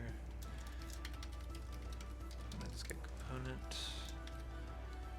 It's funny that these kind of side objects that just do some graphical or polish information usually turn out to be the most complicated. So move optionless query.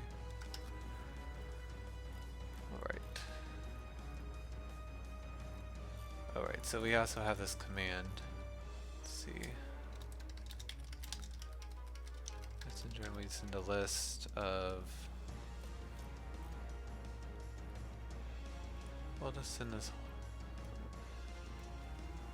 So now it's a list of int vector 2. Okay, yeah, that's probably fine. I was gonna say maybe we should send the turn options in case we want to somehow use the information of like which table reached that position, but I think that's a little bit too complicated, so we'll just stick with this. I'll just say display message.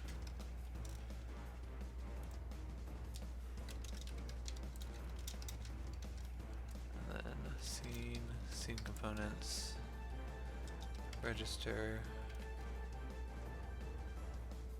So I'll just hijack the old one. It's the indicator. What did I call it? Display move options.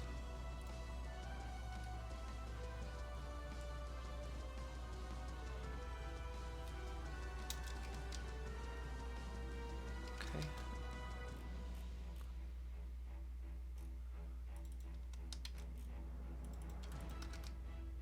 So so I think that's everything we need. Alright, and then turn chooser, we just pull out all that stuff we don't need anymore. So, let's see. This is gone.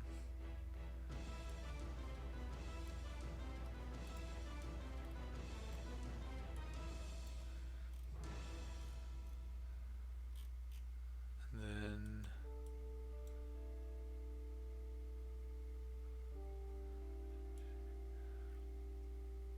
take that out.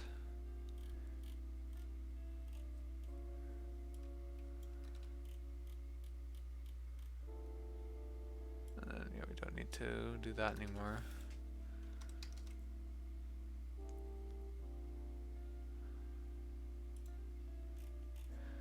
So, let's see. If not, we should see. Let's see. Bool was in state. And then if it was in state, let's see. And we're not in state now.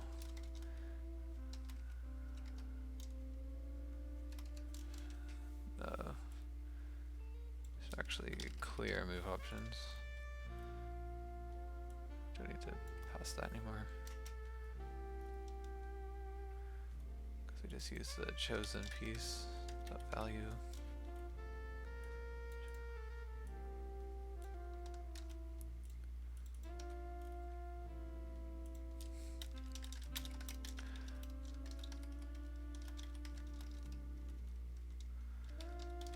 And then here we just send null to this message.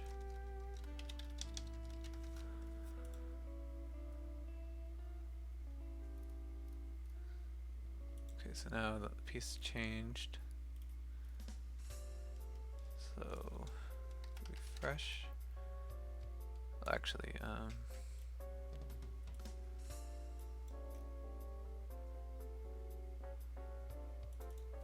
we don't really need to know when that information, so we just will call refresh move options.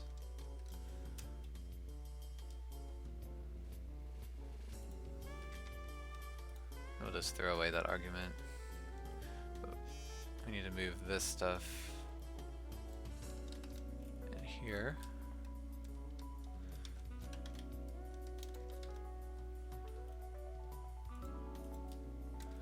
So otherwise we'll just clear the move options. Oh, right. So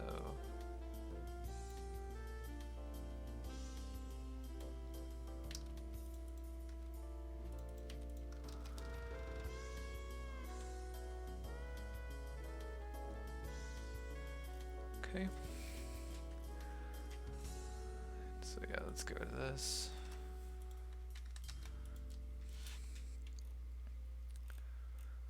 And the last thing we need to do is in the chess scene.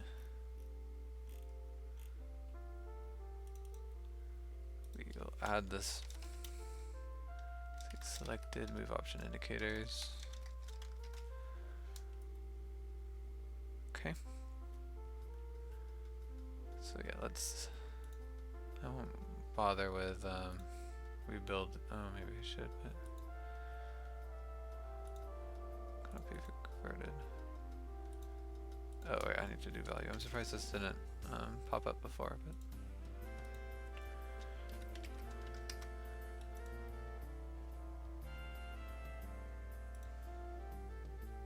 Happy now? Okay. Let's see if it runs without me having to recompile this, just to save a bit of time. It's getting pretty late, so I want to try and finish both the indicators before we go if we can.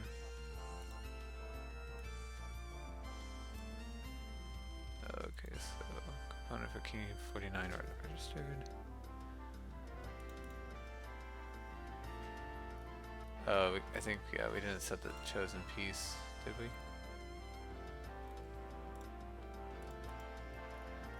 Yeah, it's not even instantiated.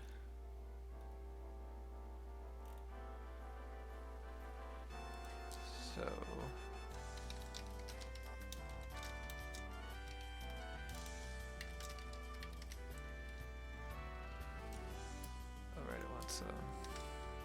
initialize value. Register component.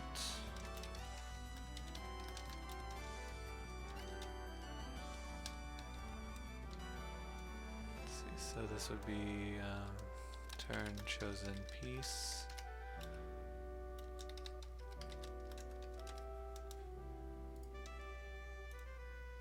Wait, didn't I already make? I think I already have a name for it. Yeah, turn chooser active piece. There we go.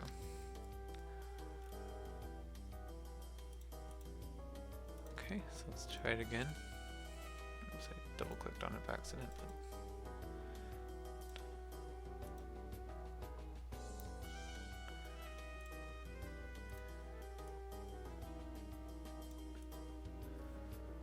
Okay, so that wasn't 49. What was 49? Oh, the state machine, right. Let's see, where do I create the state machine?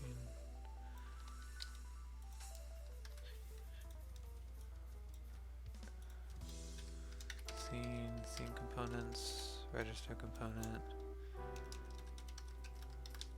Yeah, see, the only drawback to doing this component structure I have is that you have to remember to add them all to the list, but it does help a lot in keeping the different parts of the program not relying on each other.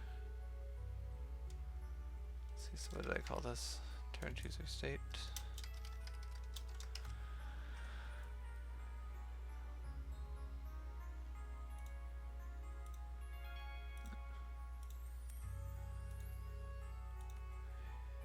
And I'll start up player 2.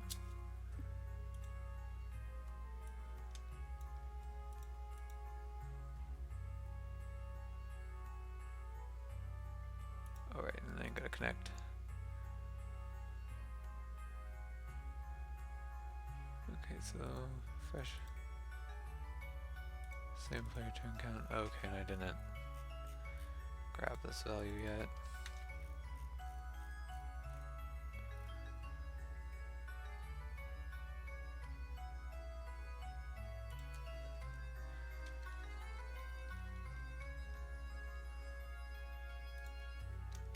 Same player turn count equals scene components, get component, simple int sub.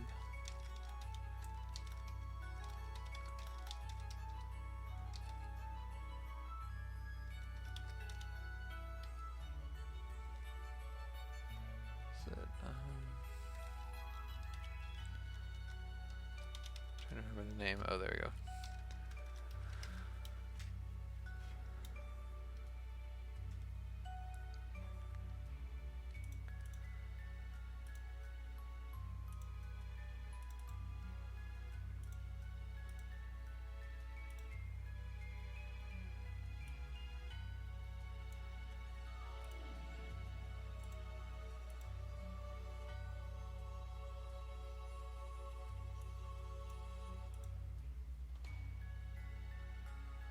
Alright, so the mouse over things don't work anymore because we need to add that, but if I click on this it should show, which it does. Good.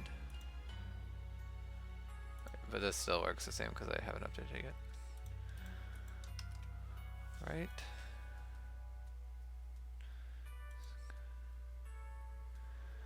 Alright, so let's, I don't know if we'll have time to finish this, but let's just get started on it.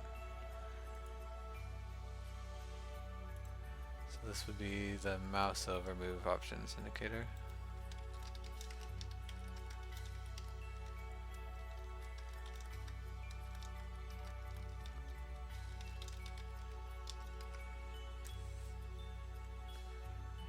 Let's see, so it's Moddable Chess. Yeah, and this one I am going to go ahead and copy this because it's going to use the same structure and a lot of the same values.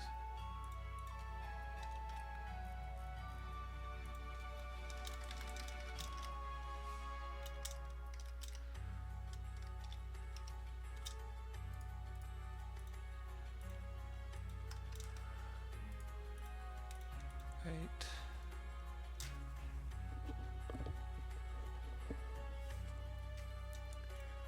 The main difference is that it doesn't really care what state that you're in.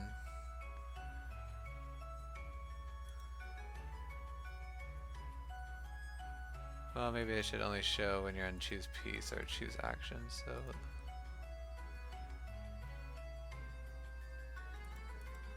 I don't know. Actually, it would probably only stop once the game over message has popped up, so yeah, I don't think it cares about the state, so it doesn't care about the chosen piece. It doesn't care about state. Doesn't care about the local player. It does need that information. It doesn't care about the active player. Alright.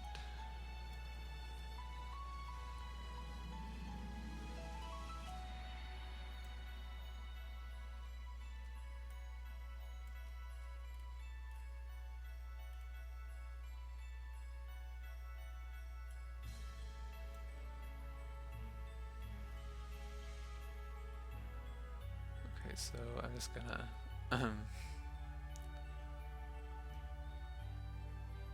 this should actually just go I think it's the same thing, but might as well just do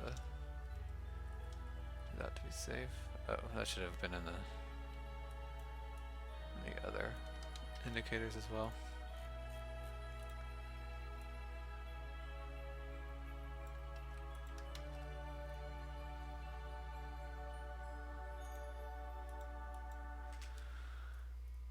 Alright, so yeah, I'm gonna go ahead and just comment this out for now, so it'll stop bugging me about the errors.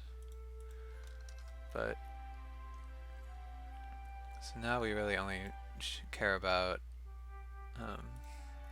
the selection under the mouse, which is let's see, yeah, the selection event.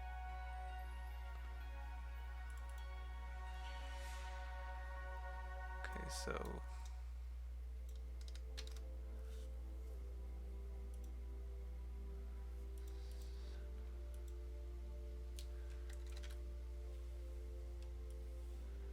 get component.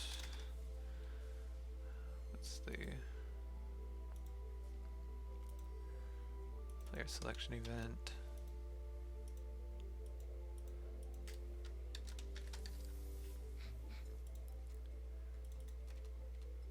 And then subscribe on selection change.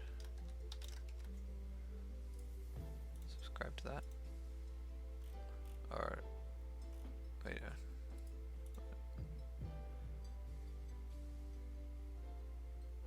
oh, I see what happened.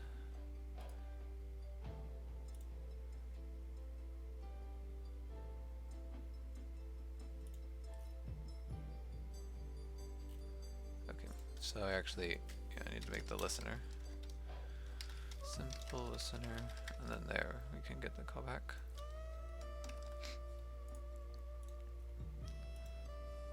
Okay, but actually I need a reference to this because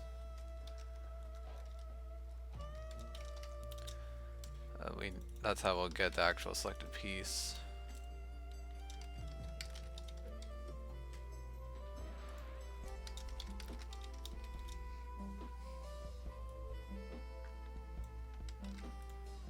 So cell event, subscribe. Oh, I guess I had it already.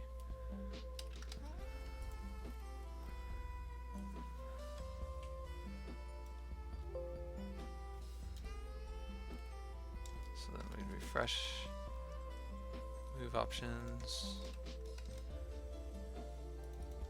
I guess we could really just say this, and then uncomment. It's no more end state,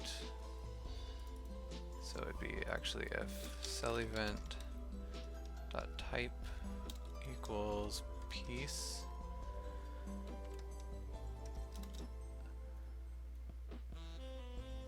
Don't care about that actually.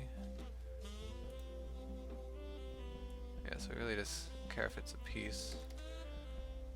Then it'll go cell event, piece ID, same thing down here.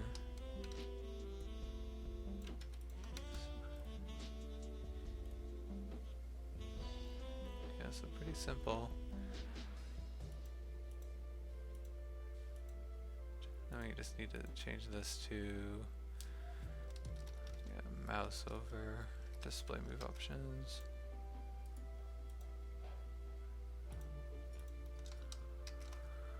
Okay, and then let's see.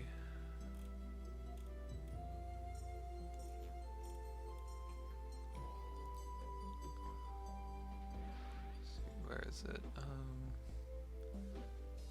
Selection, simple piece, move option models.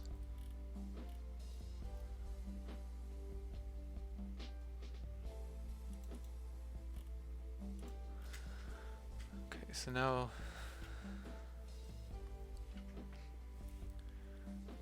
pretty much still, we don't have to change anything about this really. Let's see,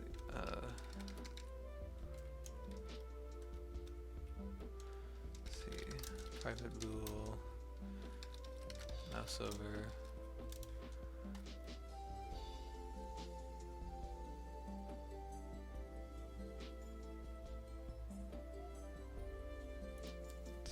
Int key equals mouse over.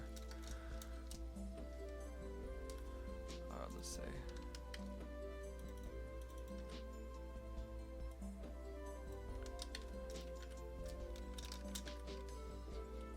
So if it's mouse over, then it's the mouse over display move options, and then there we go. So I think that's the extent that we have to change that object, and we'll just create another one.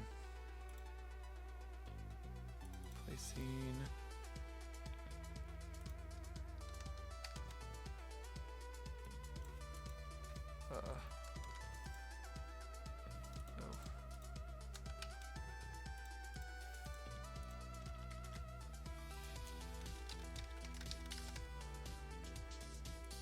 Then we should probably make a separate object.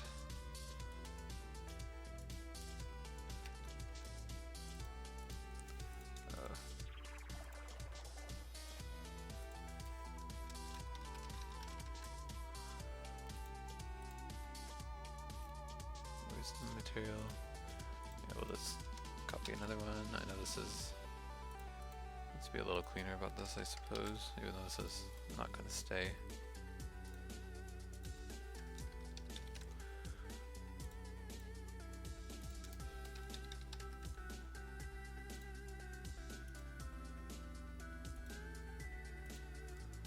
Okay, and then let's go back to prefabs.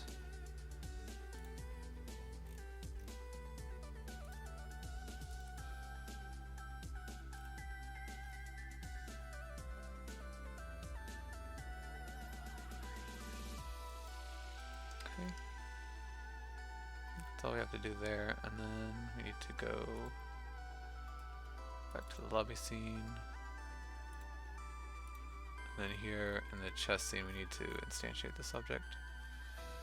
Actually remember this time.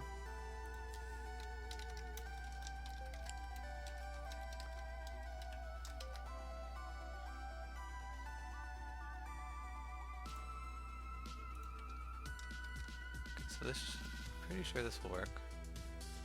I'm not going to bother rebuilding it.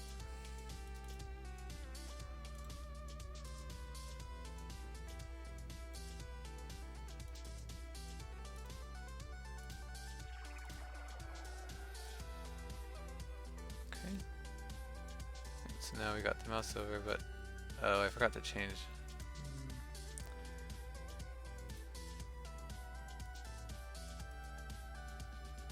Yeah, this should use the, actually should use the other prefab, but we can see we can mouse over enemies and see its move options, but we can't click on it. So, but then if we click on this pawn, that'll stay up, but then we can still mouse over and get other move options.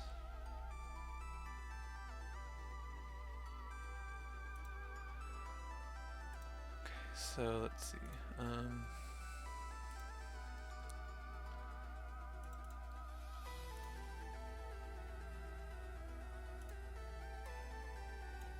Just want to do this real quick.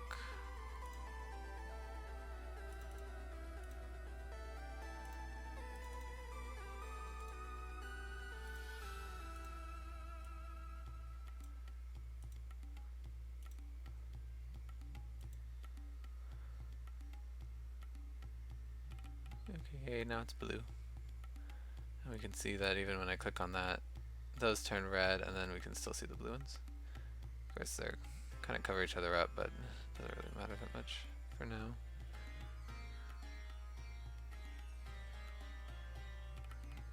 Alright, cool.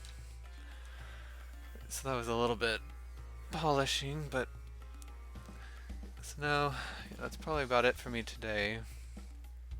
But I guess we should think about when we want to end this game, because really, I mean, we could work on it for weeks, probably months. But the main point of this game was basically for me to learn about Unity's networking and how we'd implement mods, which I think we did that. So probably we could move on to the game I actually want to make, which is basically I think a combo of Pokemon and Fire Emblem. So that's kind of why I chose this chess game, because it's sort of like it. But yeah, I guess if anybody has any preferences, then we can see when to move on. But otherwise, I'll probably keep going the rest of the week and then just think about it over the weekend. I would like to get the mod lobby finished so that I can actually, so I could give out the game to people and they could sort of play it. So we'll see about that at least. But anyway, thanks everybody for watching. I'll be back tomorrow at the same time. Please follow my stream if you want to be notified, and again, I'd really appreciate if people would subscribe to my YouTube channel so I can get a custom URL from them. But yeah, so thanks again for watching. Hope you all have a good night. Bye-bye.